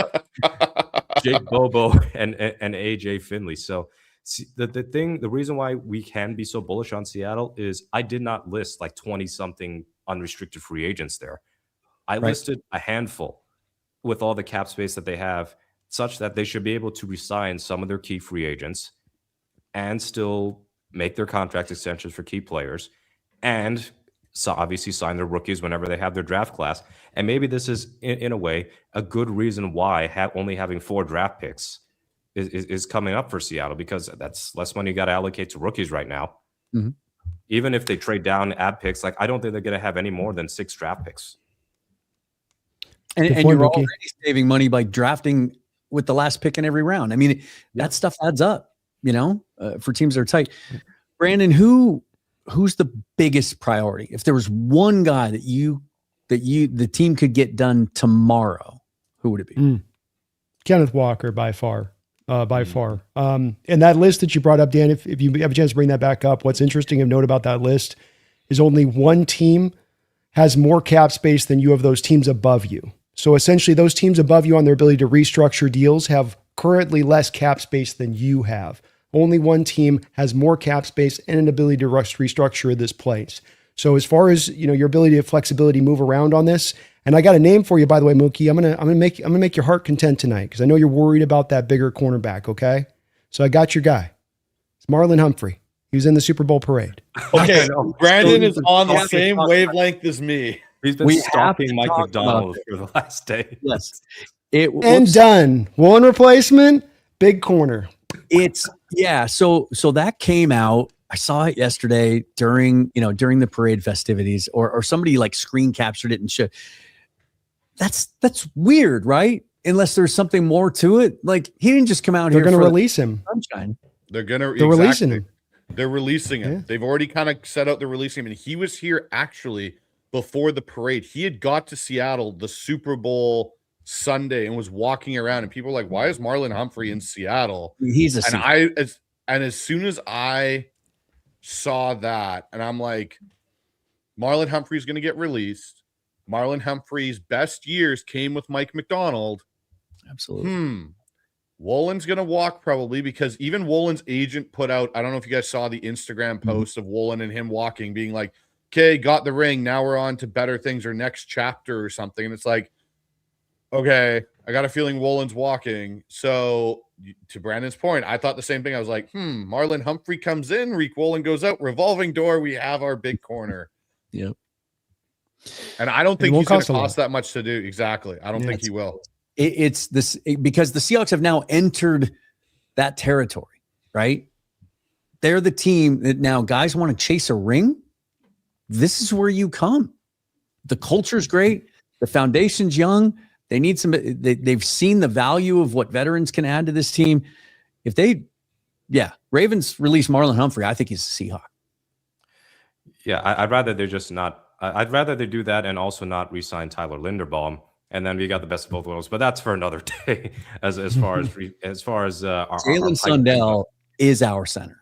Yeah, he's our North Dakota State Tyler Linderbaum. But you make a great point about the ring chasing thing, because the success that Cooper Kupp and DeMarcus Lawrence had, as far as quote ring chasing here, and DeMarcus Lawrence, just that interview with Hawk Blogger, is going to be immortalized in the content creation world for as long as this planet exists, because everybody laughed off the idea of him winning a Super Bowl in Seattle. They might have been saying, yeah, you're right about not winning a ring in Dallas, but winning a Super Bowl in Seattle, this year's team, come on. And then it actually happened. So ring chasing is very much a thing across all sports. And the Seahawks are, to me, going to be an attractive free agent destination because of Mike McDonald, because of the culture of this team, the way that there's this togetherness. I mean, this is not like the NBA or Major League Baseball, where you're ring chasing, but you're going to all these big time markets, Los Angeles, New York. That doesn't exist in the NFL. You go where success goes. So if the Jacksonville Jaguars were ever consistently like a 14, 15 win team, you better believe there would be some superstars or free agents to be trying to sign up for Jacksonville, and also no state income tax. Which, by the way, for anybody who wants to go to Seattle Seahawks, have I got news for you? Well, you're not going to get screwed with the jock tax. No state income tax for now. If they want to sign some big free agents, they better do it soon, because they're trying to pass that millionaires tax or whatever. Oh, so, they are. Oh, so the more you know.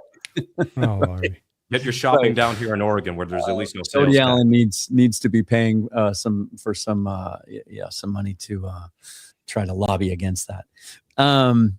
Brandon, we'll kind of finish with some of your observations from the parade to kind of tie a bow on it at that point. But let's talk about this idea. We've talked about the sustainability, their ability to get back and win perhaps more championships. But I want to talk a little bit more about the quality of what we just saw, because even with highest point differential in 25 years, right, with playoffs and regular season included, first team since they started seeding the playoffs in 1975 to win a Super Bowl and beat a 12-win team in the playoffs along the way, and they did 2 teams. I mean, you could just go on and on and on about all the numbers of how dominant this team has been. Here's one. Top 25 teams of the 2000s by EPA per play. There's the Seahawks 2025 unit at second behind that great 2007 Patriots team. Oh, by the way, there's the 2013 Seahawks, and even the 2012 Seahawks are on this list. I mean, are there still people that aren't giving this team the credit they deserve for what we just saw. 100%. And I'll even go give you further than that. It's less than just even not getting the credit. I don't think people are taking into account how historically great this football team was by how they performed. And that it's a lot more of like, oh, that was a weak Super Bowl, and oh, yeah, the Patriots, and oh. But when you look through what they had to go through track record-wise, 11th hardest schedule by DVOA. Let's go take DVOA. 11th hardest schedule all time by DVOA's metric to get yourself to the Super Bowl. You were playing in a division that's probably the toughest division that we've seen in football in at least the last 20 years. You guys got any other division you can think of that performed this well in any given season over the last 20, 30 years? I can't think of one that even comes close. You had to get through earlier today. Has a division ever had 3 teams make the playoffs and all win a game? When has that happened? Yeah. And that speaks to how difficult the path was just to start out to get yourself to the playoffs. Say nothing again. Then you're in the playoffs in 2 trilogies. And it just, you look at that, you look at what they did schedule-wise on it, the EPAs, or you look at the you look at the DVOA, which they've got as far and away one of the best EVOA teams ever on that. I mean, what you want to look at as far as to kind of look, and what is the metric we use, I guess, to determine what is the great teams? Is it just a gut instinct thing of like, I just generally feel that they were the best ever? Or is it like, let's use some of these numbers and pull them all together and see where it all kind of lands in at? And I think that the fact that we surprised people, Dan, has been the thing that's kind of diminished this, or the fact that people are, it's Pacific Northwest, it's Seattle. I think some of that inherent bias kind of comes into play on this, because if this was a team out on the East Coast that had taken this pathway, and like the New York Giants, can you guys imagine if the New York Giants did what we just did as far as the hype and the media and the press as far as that coming out the East Coast? It'd be through the roof, through the roof. So I think it's not only that they're not getting enough credit, I think it's being devalued in a way that's really not right. I think a lot of it is the refusal to believe Sam Darnold is a good quarterback, is at least a bare minimum very good quarterback. Because even there's still takes right now about, I'd still take 9 NFC quarterbacks over Sam Darnold. I don't really care about that at this point. You can believe what you want to believe. But if the Rams, I said this earlier today, and unfortunately some Seahawks fans had very poor reading comprehension and thought I was a Rams fan for some reason. If the Rams had done what the Seahawks just did, beat the Patriots and do the same path. Let's say the Rams actually won the division outright. They win that Thursday night game, week 16, and then they eliminate the 49ers in the divisional round, blow them out, eliminate the Seahawks in Inglewood in the NFC Championship game, and then lay waste to the Patriots in the Super Bowl. Would people be talking about the Rams as an all-time great team? At a minimum, they would be an all-time great offense because of Stafford winning the MVP and Nakua having this amazing season and all that. But I think they absolutely would be fawning over the Rams as an all-time great team, even though statistically they weren't, because their special teams was lousy and their defense started to sack. The Seahawks defense was consistently great all season, and the only teams that could really trip them up were the Rams and the Buccaneers when Seattle was missing so many starters. The special teams, phenomenal. The offense was the quote-unquote weak point, and they were still top 10 or top 11 in points per drive, facing a difficult schedule. So yes, people did not expect the Seahawks to be this good, even this fan base.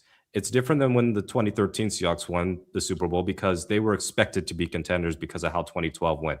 But because this came out of nowhere, and because it was Sam Darnold leading the way instead of some fresh face, first round quarterback who's on his rookie deal, people just don't want to believe. And I know that New England also matters here. New England was a weaker AFC champion. Let's face it. I know they're 14-3. They're a very good team. They weren't great. If the Seahawks had beaten Josh Allen, the Buffalo Bills, for example, or the Baltimore Ravens were healthy and better coached and Lamar was playing well and all that, if they had beaten one of the big names at quarterback, like they did with Peyton Manning in 2013, they would have garnered more respect. But what bothers me about that is they beat Matthew Stafford. They beat the MVP and the MVP runner-up in back-to-back weeks. And yet it's still, but. So I'm not going to argue that the Seahawks are the best team I've ever seen or anything like that, but they absolutely deserve their due as one of the best teams, at least of this era, because they were balanced. They were the most balanced team. They were dominant. When they faced bad teams, they blew them out for the most part. When they faced good teams to great teams, they either beat them they either lost to them narrowly or beat them, or even beat them convincingly. So I'm losing my voice a little bit because I picked up an illness on my way back from San Francisco, but I'm just sick of all the analysts and all the pundits and just kind of downplaying the success of the Seahawks just because they can't get over their own priors not being confirmed. All right, let's talk about the one thing about this team that is probably the most currently newsworthy. And that is the fact that they are having to find for the third time in 3 years now under Mike Macdonald, a new play caller, a new offensive coordinator. It has been widely reported. Greg Bell and Brady Henderson were kind of first on the scene to report that it looks like the Seahawks were prioritizing promoting from within. Then Jeremy Fowler reported yesterday that today and tomorrow they are interviewing Justin Outen, Andrew Janocko, Jake Peets, and Mac Brown, their tight ends coach. That was kind of a curveball that came out of left field that none of us really expected. I've got something to show you here. This is I thought this was really interesting. These are some comments that Mike Macdonald made on his radio show with Seattle Sports on Tuesday. It's usually Monday, but he was a little busy. He had to go do Kimmel on Monday. I've got two comments back to back because the other concern that fans have is how many of his coaches is he going to take with him, right? We've seen this for a couple of weeks now that, we're going to get Brady. He's going to take the whole staff. They love him. They've gone everywhere with him. And certainly that's what opponent fans are coming at us with because that's wishful thinking. But this is Mike Macdonald talking about their philosophy on how they plan to fill this job and others when it happens again down the road. Part of what we want to do is have continuity. And a part of our vision here is that we want to have the Seattle Seahawks system that's going to evolve over time, and it's going to be our system, and ultimately we want to be a place where we can create an environment where people, if we do a great job, we do what we're supposed to do, we can create opportunities for our own people and keep growing our people. But that doesn't mean we're not going to augment our staff from people that are out there. I mean, we're always going to do that, but right now, that's where my mind is. Doesn't sound like there's going to be a mystery candidate or anyone coming in from the outside other than they still have to satisfy the Rooney Rule. So there will be somebody that they'll have to reach out and interview in addition to those four guys. But let me just kind of throw it out to the field and you guys can kind of, jump in when you want to. Who not necessarily do you think it will be, but who should it be? Oh, Brandon, go ahead. I'll let you go first. I can't say I've got a real dog in the fight because of the fact that it's not going to be an outside guy in here. I still do come back to the guy that I would have wanted was Arthur Smith. I would have wanted, if not Arthur Smith, a guy that has called plays. I get that they want to continue their own thing in here, but there's a whole nother susceptibility you open yourself up to having someone take on this job who's never really called plays before. But this does seem to be the direction they're going in. So it's kind of like, to me, you can flip the four-sided coin on that one, and whichever you lined up, none of us know if any one of those is going to be better than the other. I mean, we don't have a track record. So it's like, well, this guy's got heat in the background. Well, I heard this guy in the background's like really well reputed. Okay. It's like they're untested. Maybe it will work. It's failed for us a bunch trying this road in recent years. So I've colored me skeptical that it's going to be something that's necessarily a successful path, but I'll trust in McDonald. And if he loves a guy and he's hot to trot on someone, then so be it. But I wouldn't be surprised in the least if we hire from in-house and come back around next year looking for more of a solid candidate than at that time at the beginning of the offseason, going back down this path, in my opinion. And they could. If there's one thing we've seen from McDonald, he never rests. He's never satisfied. He's chasing edges. He's always looking for something better.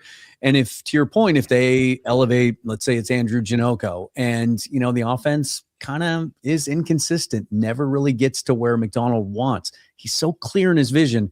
He'll make a change again next year. He won't hesitate to. One quick thing too is there was another soundbite in that 710 interview that he said about losing coaches, where they asked him about losing coaches, and that coming up, I won't press it right now. Let's go to the next. We're under contract. Right. Mm-hmm. Well, what if they're getting promotions? If someone's doing, how does that factor in? Yeah, it's a tricky thing because there, on one hand, you want your people to have great opportunities and to grow their career, and that's a big part of what we want to be about. And we're also about creating the best possible team that we can have, and putting ourselves in position to be consistent and be great. And it's about us as an organization as well. And I'll tell you this about Clint. He's been phenomenal with the whole, he is a team player through and through. He's incredibly he's just been great to work with, and so we'll work together on it. And I think we got a situation here where everybody can win.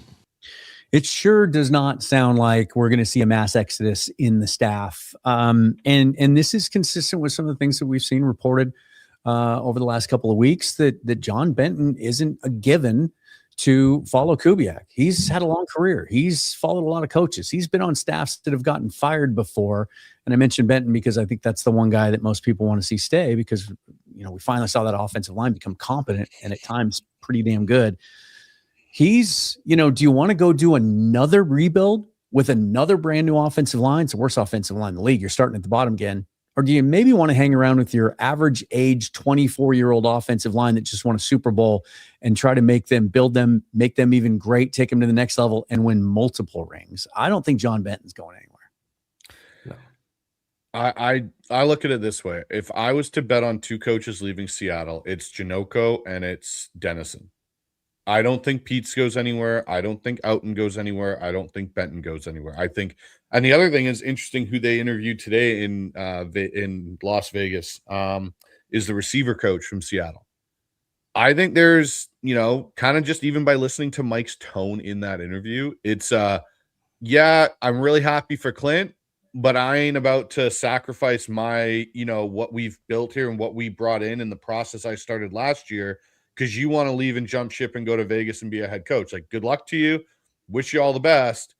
But John Benton ain't getting out of this as easy. We're not going to let out and out as easy. And to be honest, like for me, I know, like Brandon, I was very much on the Arthur Smith bandwagon for that opportunity to bring him in. I honestly think, based on how this is going, I think this is I don't even know if it's a 2-horse race. I really think it's Justin Outen's job almost to lose, because of the continuity you will have with Justin Outen and the run game, and that's something of an identity Mike wants. We saw Mike live in a pass-happy identity. He hated it with Ryan Grubb. It drove him absolutely nuts. And I'm not saying Jake Peets would be Ryan Grubb, but having if you're able to get Outen here, keep Benton here, and say Janocko leaves, okay, fine. I already have a solution for that, and that's T. Martin, who just got released from Baltimore, who has a history with McDonald, has a history with Outen, can come in and fill your quarterback role. Or you make Jake Peets passing game coordinator and quarterback coach, and that's how he stays in his role here in Seattle. John Benton comes in as your run game coordinator and O-line coach, which is a promotion, and Vegas already has an assistant head coach now in Mike McCoy. So it kind of, Seattle's set up in a way where they can change titles and keep everyone in house. Mm-hmm. Yeah, I think it's down to Outen and Janocko, and Outen does have play calling experience, however limited it may be. I said it earlier in the week. It is funny, kind of tying it back to the rush trade. The 2022 Broncos coaching staff with Nathaniel Hackett, Seahawks legend, just because he sucked so bad for Denver and gave us Devin Witherspoon. His offensive coordinator was Justin Outen. And when Hackett got fired, Clint Kubiak called the plays, and I think Kubiak was a quarterback's coach. And then when the interim coach, Kubiak called the plays, I think mid-season, and Hackett ceded duties. But then after Hackett got fired, Justin Outen called plays the last 2 games of the season. And I really don't put much stock into like 2 games at the end of the year and how disastrous that offense was. But it didn't go too badly for Outen by any means. In fact, they ripped up the Chargers in the final game of the season. It was one of Russ's few good games in Denver. But as I said last week, and as Bryce actually astutely noted, it was curious that Outen was like one of the few coaches not made available to media that week for us to talk to. Like, they had Peets there, they had Janocko. Janocko was in hot demand as far as interviews, like a whole bunch of other Seahawks assistant coaches. Outen was not one of them. And I spoke with Greg Bell. We don't really know why that was the case, but I think it's logical for Outen to be the next offensive coordinator, if only because of the run game element to what Mike McDonald wants. Well, the interesting thing about those last 2 games that he called for the Broncos at the end of the year is those were their 2 highest scoring games. He averaged 27 points a game in those 2 games. That was the highest output that they had. And I think you can't overlook what he did with the run game after he took over some more responsibilities of that. He was run game coordinator to begin with, and then taking that coaching aspect after Polamalu left. That means something, right? At least to me, it does. It was a market difference after he left, and really, it's just the Colts game where the run game was not functioning, from start to finish. So it's going to be a big task for McDonald to keep finding the next guys by promoting internally, because I think what's going to eventually be Nick Sirianni's downfall in Philadelphia is he cannot seem to have a consistent hit rate with his coordinators, and maybe part of it is because people probably don't like working for Sirianni, but internal hires as far as this coaching staff, I don't want it to be a case where they're just having to look for new offensive guys over and over again. At least this provides continuity with the staff that people are generally satisfied with. And to me, above all else, regardless of who the OC is, keeping Benton is a high priority. Like, of all the hires that Schneider nailed and McDonald, it's hiring John Benton. Guys, in my ears, everything sounds fine. Sounds like you can hear me, but I've got some freezing on my screen. Does everything look okay from your end? Close out your stop sharing. Yeah, you're frozen. In fact, I believe you're doing. I can hear you. We can hear you. Okay, it's probably that if you do the stop sharing, it should pop back up for you. Oh no! Did we lose Dan? Lost Dan. Oh, no. That's right. See, remember when he switched that graphic up and there was a target on his head? It was the Seahawks Syndicate logo on it.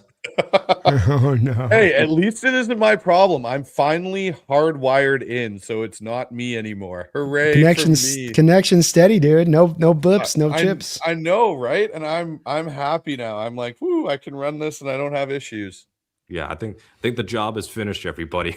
I gotta say, while we wait for Dan to come back, this first season of us together, the Syndicate, has been really awesome and amazing. And the fact that we're able to cover this team in person from all angles, the fact all four of us getting to go to training camp, Dan with credentials actually for several of those training camps, and then the four of us together for one practice in Renton, one practice at Lumen Field, and then throughout the season, none of us, I think, Bryce, you didn't go to any games this year, did you?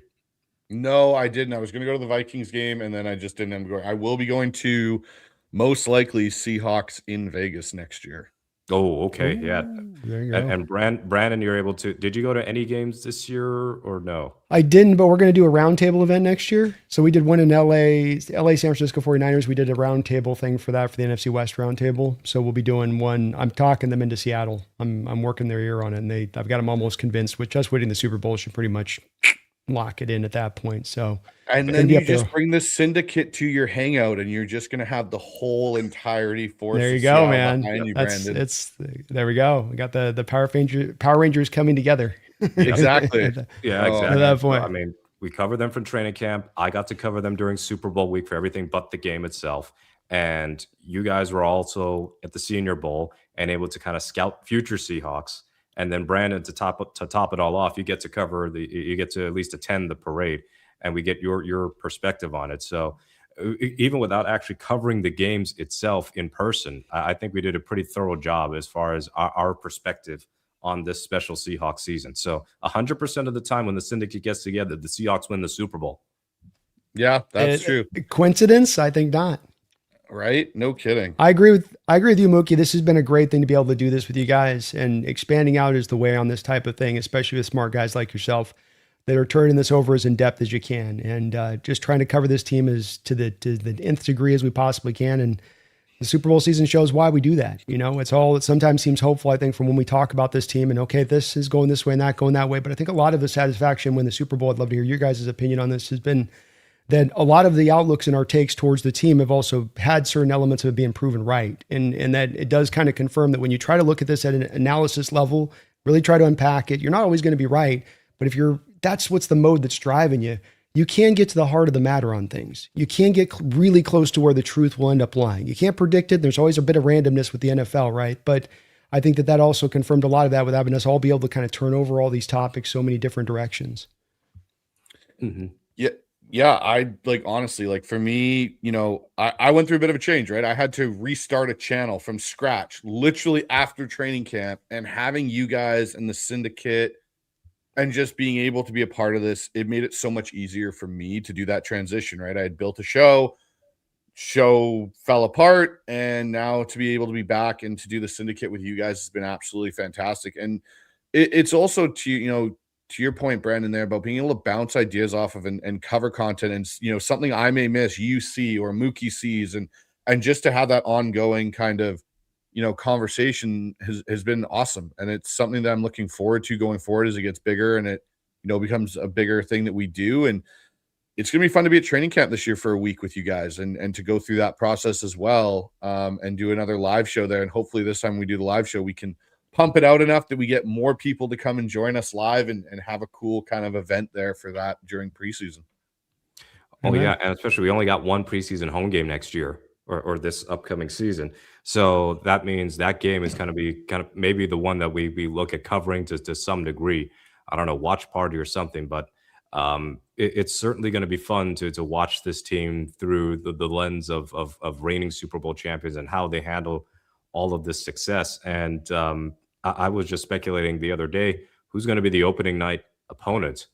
And I think it'll be the Rams.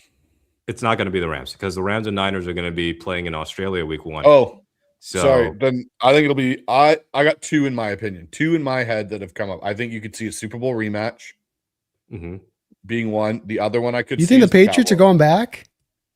Did you see the mic'd up on that, man? No, Super Bowl rematch opening day is what I meant, Brandon. Oh, okay. God, no. No. I don't think they'll be back. I think they're going to win 6 games next year at max. Personally, that's my Yeah. No, I was going to say. No, I'm talking about like opening day for us because we have the Patriots as a home team coming in. I could see that. Personally, if I'm the NFL and I'm sitting and I'm looking at market revenue and I'm looking at like how do we get the most bang for our buck, I think it's going to be Dallas. They're still one of the most liked teams in the NFL. I could see it being Dallas on opening night versus Seattle, an NFC game. Put them in the big lights. You got Schottenheimer coming back to Seattle and everything else. I could see that being the thing. The DeMarcus Lawrence revenge game. I think it's going to be the Bears because that was very, very close to being the NFC Championship game. And Ben Johnson versus Mike McDonald. That was a complete non-contest 2 years ago when McDonald was the Ravens DC and Ben Johnson was the Lions OC. 38-6, I think, was the final score, something like that. And it was one of the few times the Lions offense could do nothing all season because that was a fantastic offense that year. But you have Caleb Williams trying to solve this defense a second time after looking utterly befuddled. Hey, Dan's back. All right, hey! Never count me out. I'm like Sam Darnold after throwing 4 picks. I'm still going to come back and take it down the field. We were worried about some sort of because when you were redoing the frames there, the Syndicate logo looked oddly enough like a bullseye right for your head. So we were kind of worried as to whether or not the job was finished. There was some sort of inside job going on actually, or if we've been infiltrated. We're all good.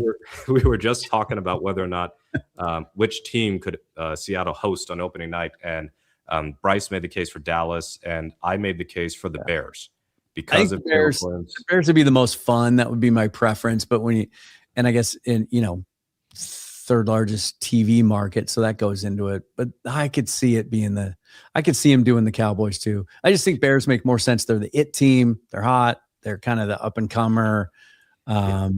Yeah, I gave some thought to the Patriots, rematch, but I don't know that anyone wants to see that because it'll be boring. It'll be boring. Apparently, I don't think that'll be boring for a Seahawks fan. I think that'll be a massacre.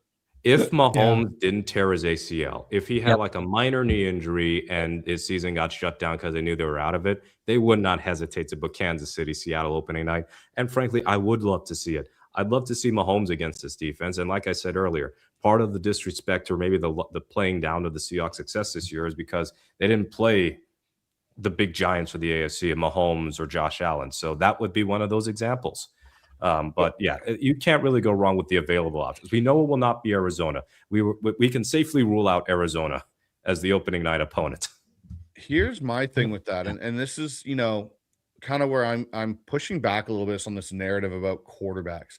The best quarterback in the NFL this year, hands down, was Matthew Stafford. It wasn't Josh Allen. It wasn't Patrick Mahomes, even when healthy. It wasn't Lamar Jackson. And this whole thing about, if Josh Allen had made it through or Mahomes was healthy. We've seen in my opinion, you've seen it time in and time out. When a top offense that doesn't have a defense to go with it, regardless of how good the quarterback is, goes to a Super Bowl and plays a team that is the best defense in football, it never ends well. whether it was Peyton versus us, whether it was, you know, you look at Kerry Collins and the Giants team that went and played the Baltimore Ravens. It goes on and on. If you have an offense that's average or above average, in case of Seattle, you had a top 5 offense, but an offense that can run the ball and play to their defensive strengths, it always goes against a team that's got an elite offense, because once you start throwing off the rhythm of that elite offense and that elite quarterback, and they don't have a defense that can bail them out, they're up shit's creek.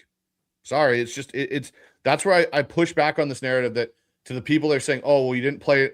Who cares? Drake May was number 2 in MVP voting, if you really want to get into it. Like, and again, I had to laugh today when I heard someone try and say that Drake May played a better game than Sam Darnold, statistically speaking. And I'm like, really? We're going to go and look at the box score when Drake May only threw for 60 yards in 3 quarters? Like, really? We want to go there with this and have this conversation? Like, come on.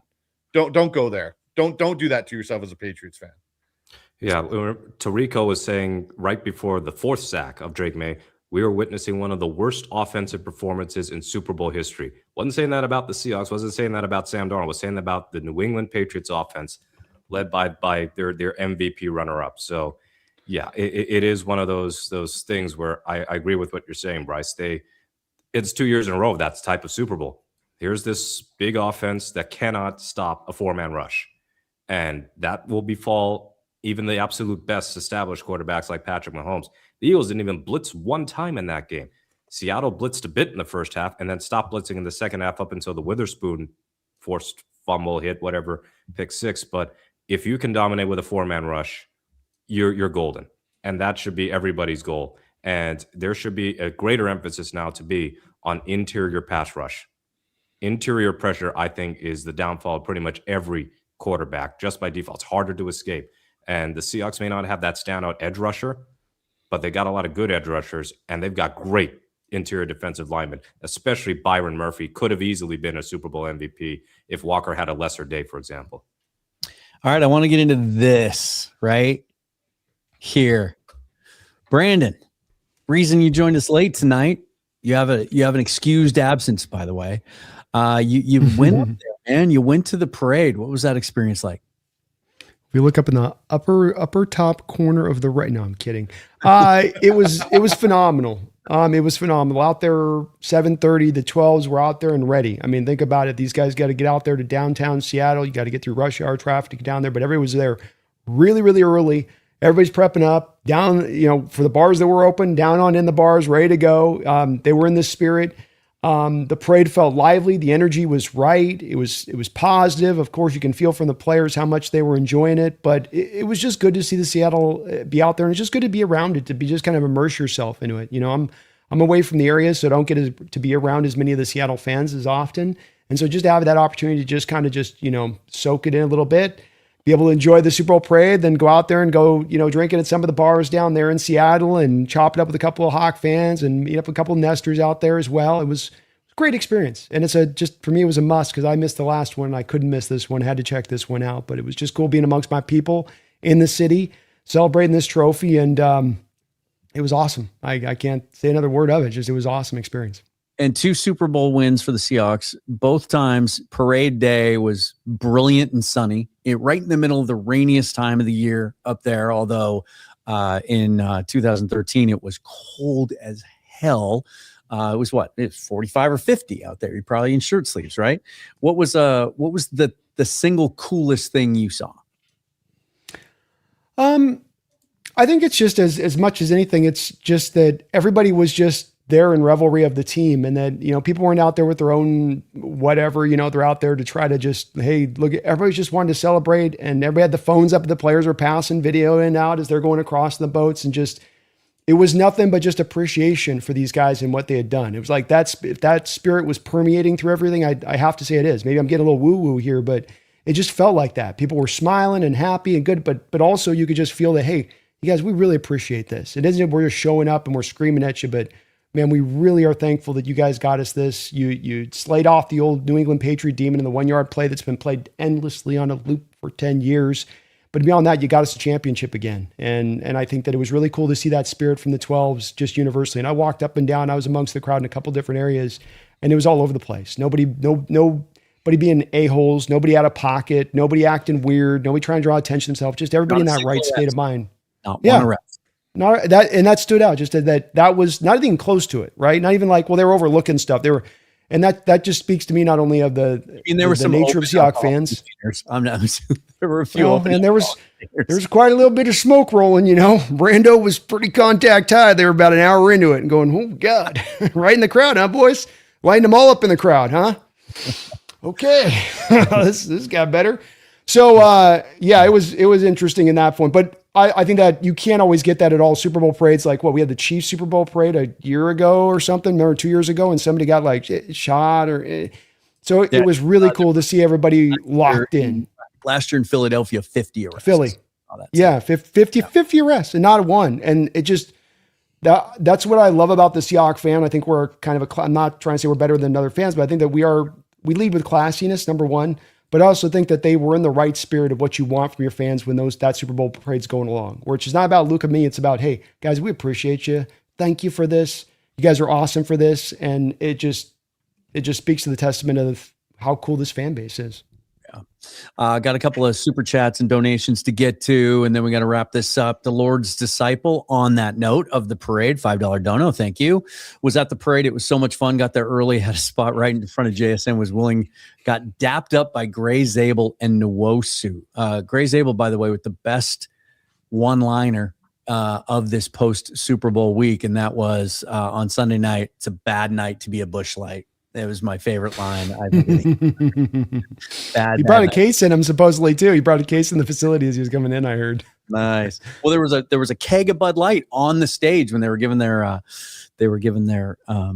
speeches at the beginning. And have you all seen the close up of John Schneider's face where he gets caught and you can read his lips and he goes, "I'm fucking hammered already." Just ran me with the $4.99. Sorry, Bryce. Shout out to Steven. Hope you beat that condition. We're praying for you. Yeah, Bryce. I was going to say there is another John Schneider shirtless photo with a WWE belt on. Yeah. Had to recreate. Him and Leonard Williams. It was better when John was with DBs and he was in his right kind of height and frame. Leonard Williams flexing beside you, John. That I give you props for doing that, my friend. That was fantastic. But hell yeah, it was, that whole team was hammered. Like on the stage, they were hammered. Like even like Sam, you could tell Sam was really thinking about his words when he was saying his whole, his whole part. But like Barner, the fact, Barner was just gooned. It was awesome. But then to give Ernest the mic, and he goes, and NFL Network's got it, and the shirt, which by the way, I've got to find one of those because I want that shirt I do so too. badly. They've been posted. Yeah, they're out there.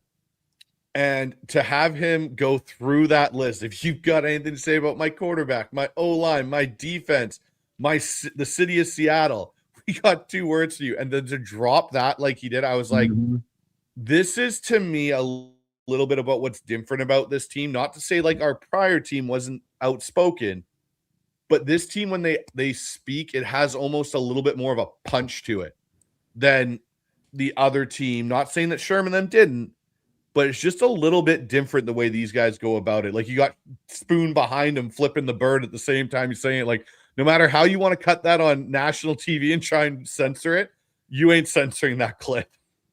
It's a brotherhood, man. That's the thing that's the difference is that, look, there were sections of Brotherhood in the Legion of Boom. There were cliques of Brotherhoods in the Legion of Boom.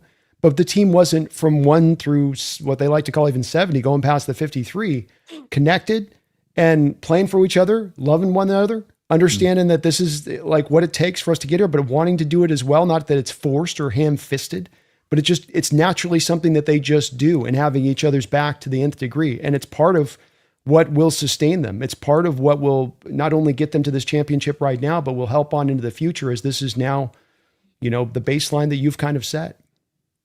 Yep. It goes a long way, and it's just fun to watch. It's an easy team to root for, even I would think from the outside looking in, as long as you're not blinded by some sort of, bias. And look, we talked about how well behaved everybody was, but yeah, there was some drinking, and there were some people online yesterday, like content creators, reporters from other cities that have a rooting interest against the Seahawks that were trying to say they weren't very classy or whatever. Remember Jason Kelsey? Remember Travis Kelsey? Remember, like, every year this happens. It's not unique to Seattle. Let them enjoy it. Like, who cares? Whatever that. Like, just let them enjoy it. It's so hard to do that. It's the hardest thing to do in sports, and like, you've literally laid your body on the line. Like, if I can't think of a person that's earned the right to have a day of drinking at that point, you know what I mean? Like, come on. Yep.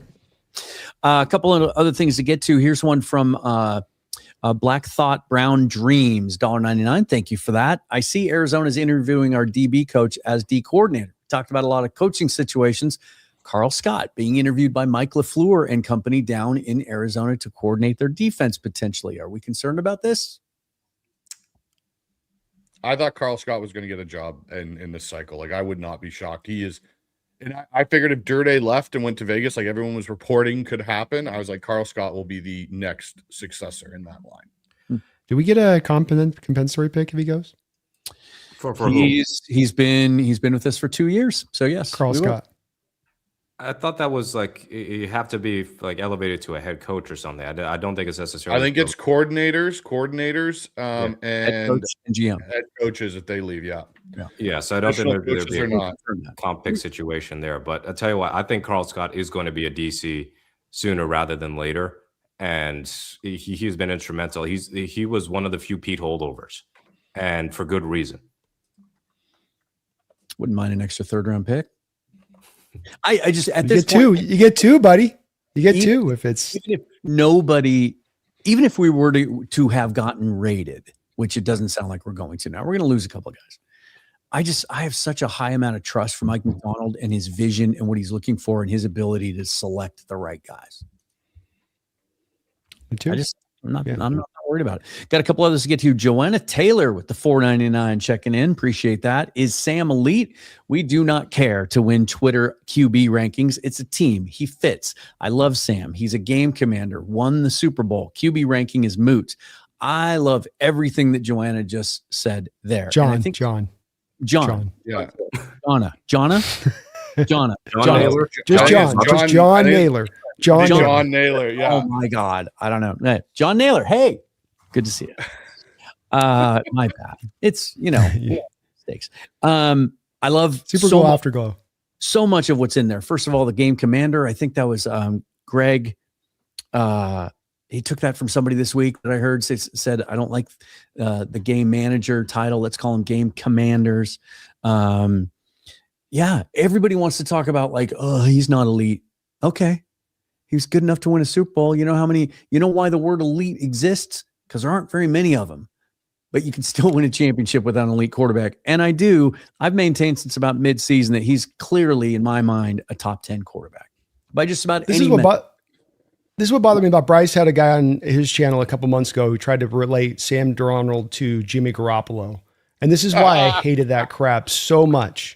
What he's done, this is why I hate it. That, and he's not the only one for this take. There's a lot of people with that lame ass take. It's the most, and I'm sorry, it's really bad. It's really bad. It's the most generalized, trying to apple for apple. And there's so much Sam does that goes beyond what a guy like a Jimmy Garoppolo does. And you can't just stat track everything that a quarterback does across the board.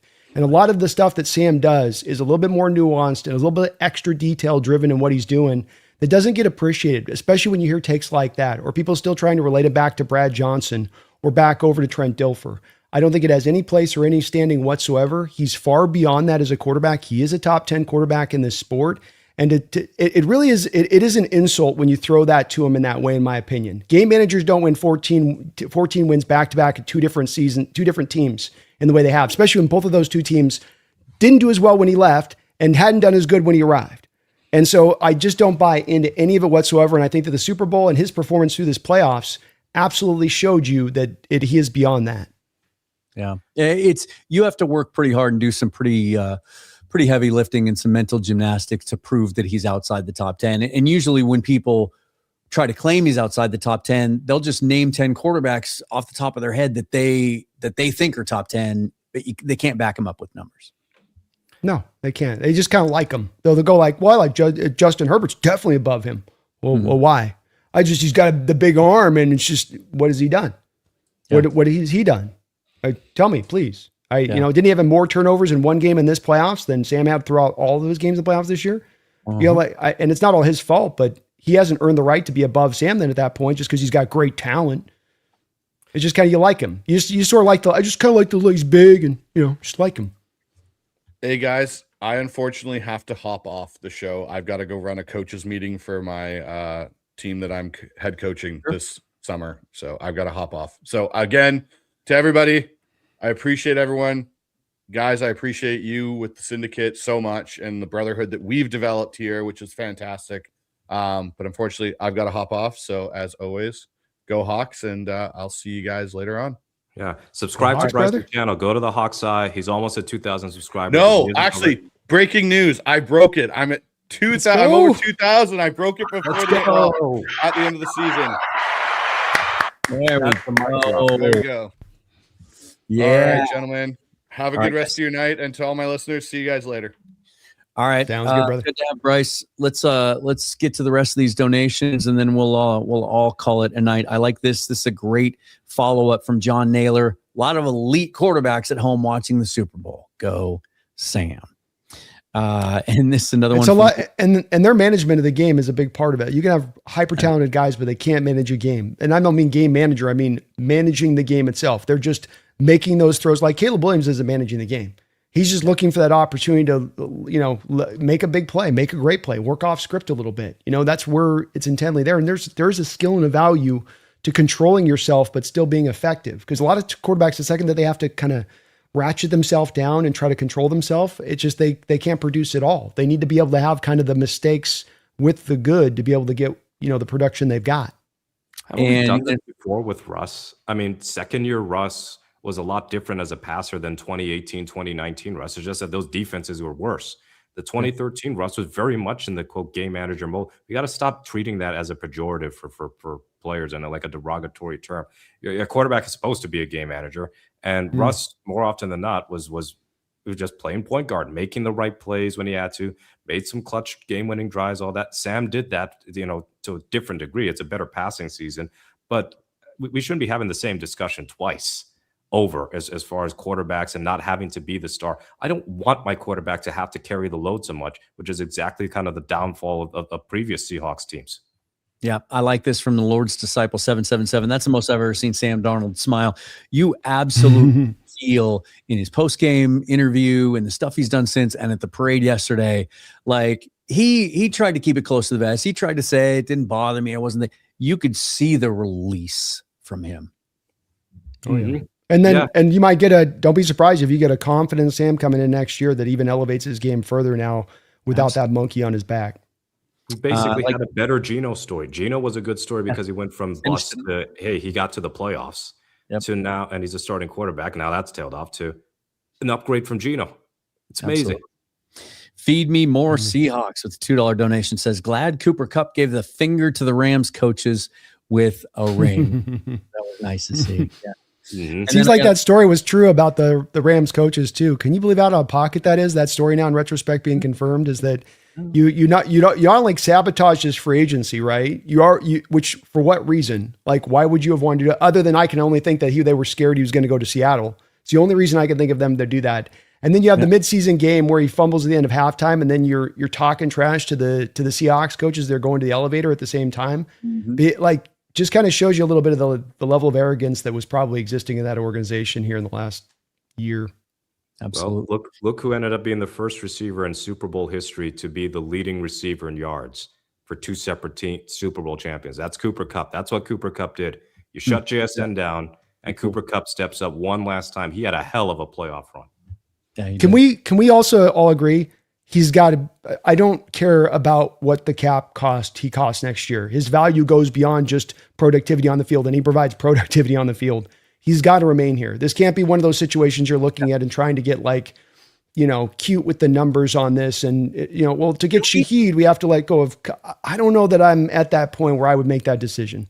Keeping Kupp on his current deal isn't going to cost you a player next year. It's not going to force you to have to part ways with someone you don't want to part ways with. They can bring back everybody they want to bring back.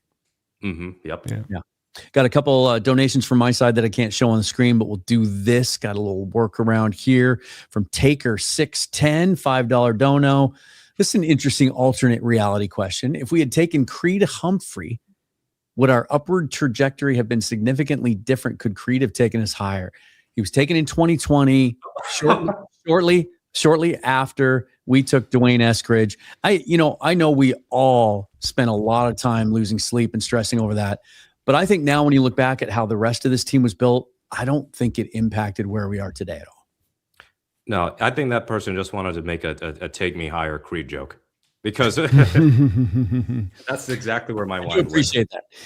And then he's got another one. He says, try not to throw up, but before the 2023 draft, I was thinking we'd take Anthony Richardson at 5 and let him sit behind Geno for a year or two. You know who else was considering taking Anthony Richardson at 5? The Seahawks. And if Devin Witherspoon had been taken before 5, there's a lot of reporting and indications that might have been the pick. And imagine where we might be now if that had gone that way. Sometimes you have to be a little lucky in addition to being good.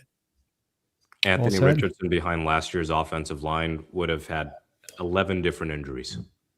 We would have had two Anthonys that fans would have wanted. Yes. And you never know with Creed Humphrey, by the way. The thing with the Creed Humphrey thing is he make you just a little bit better in one of those years. I mean, that first year, for instance, that Geno took over, if there's a Creed Humphrey at center, you get in the playoffs, you had the lead at halftime against the Niners in playoffs. Does he get just one more playoff win? Does it just get you a little bit better to keep jobs, keep quarterback, keep head coach job? Does Pete not get fired 2 years ago? Exactly. Just doing just enough to kind of push it past the line for Pete to keep it there at that point. I mean, it's a possibility. I'm not saying it would, but it might have added the best center in football is going to help. The butterfly effect is a real deal. Let's end on this. I thought this was one of the coolest things that I saw this week, even though Sports Illustrated isn't really Sports Illustrated anymore. Seeing the picture of the cover that they do every year is still pretty badass. I know you guys have seen this. But it's really, really pretty smart. Whoops, get it back up there again. Pretty smart how they made it look so similar to 2013, right? You got the boom, and then you got the dark side. Both pictures are showing the opposing quarterback getting just pounded. That's fantastic. That warms the cockles. Did you see, heart, as they say? Did you see the Twitter guy online too that put the two plays interconnected between them and how similar look? Even the pointing up of Malcolm Smith is pointing up, and then Uchenna points up too as he's running it into the end zone. No, didn't see it. It was cool. Very cool. If you get a chance online, it's on there somewhere.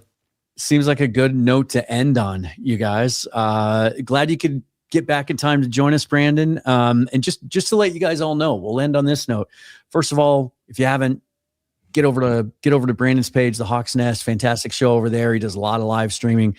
Subscribe to the channel if you don't already. And if you're not reading field goals, you're doing it wrong, and you're just hurting yourself as a fan, because it's the best collection of information on a daily basis about the Seahawks, and some great analysis and commentary over there as well.